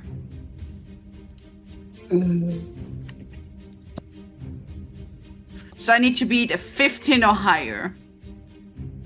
Yep. And No, you cool. need to be a 10 or higher because it's half the yeah, damage you 10. take. 11. Cool. You beat it. Beat it. Cool. Beacon of Hope stays up. Yeah, that's a Lucian, we're back to you. Since Beacon of Hope is up, I'm gonna chuck a Potion of Healing Superior as a bonus action to just heal for the max amount. Okay, yeah. Just use that, got you. Hey, it's useful. That We is have 8, 16, 24, 32, 40 healing. 43 because of my thing. So I heal 43 hit points, cool. And then we go on to attacks. And I have advantage because Line was on the other side.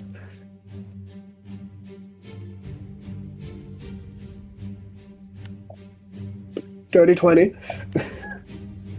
That's a miss. That's a miss with advantage. Wow. Wow. Well, roll with advantage again. 27, that'll hit. Indeed, it will.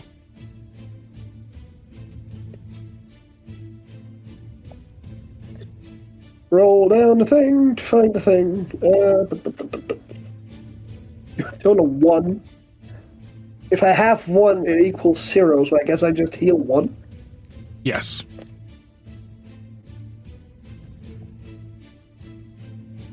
Then roll this.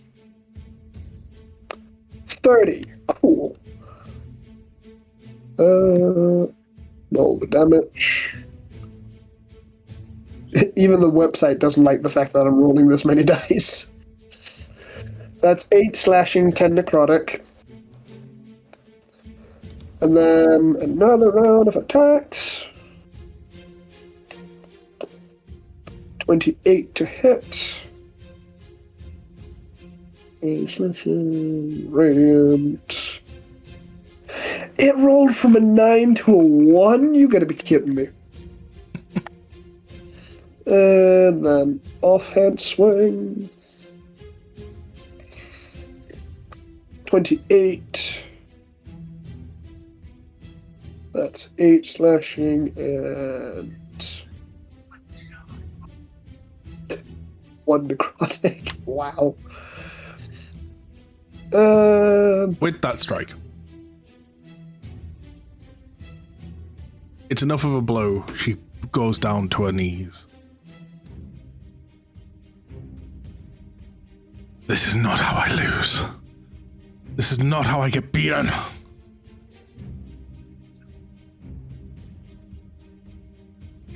And then you just hear echo throughout the chamber.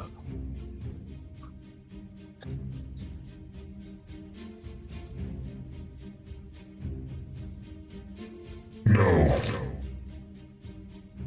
But it is how you're sacrificed for the greater good. I see through your lies, Amir. I thought I'd beaten the rebelliousness out of you. And you still seek to outdo me. All the torture I've done to you, it still doesn't break you.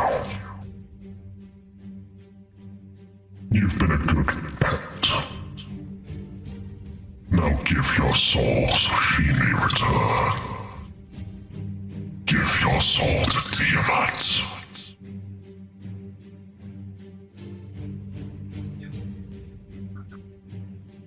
With that, you watch as all of a sudden a sphere forms around her, pulsing, pushing you all back. Oh my god, she's mega evolving. I mean, what?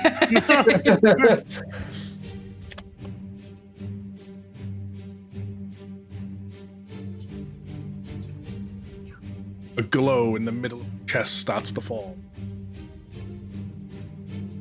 Out comes, burning through the armor, Tiamat's symbol, burning into her chest.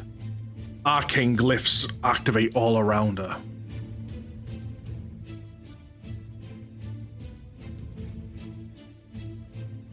Bartholomew, you briefly see through the power of your eyes the life force fully pull out and go into the chamber behind you. I was going to say, I'm not going to do it, but it would be funny if I just went anti-magic field. You watch as this husk transforms into a corrupted dragon, showing signs and of Tiamat.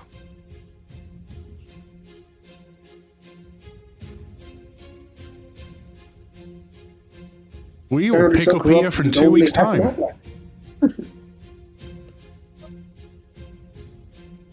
We're gonna be excited. We're gonna pick up from here in 2 weeks' time for the next bit of combat.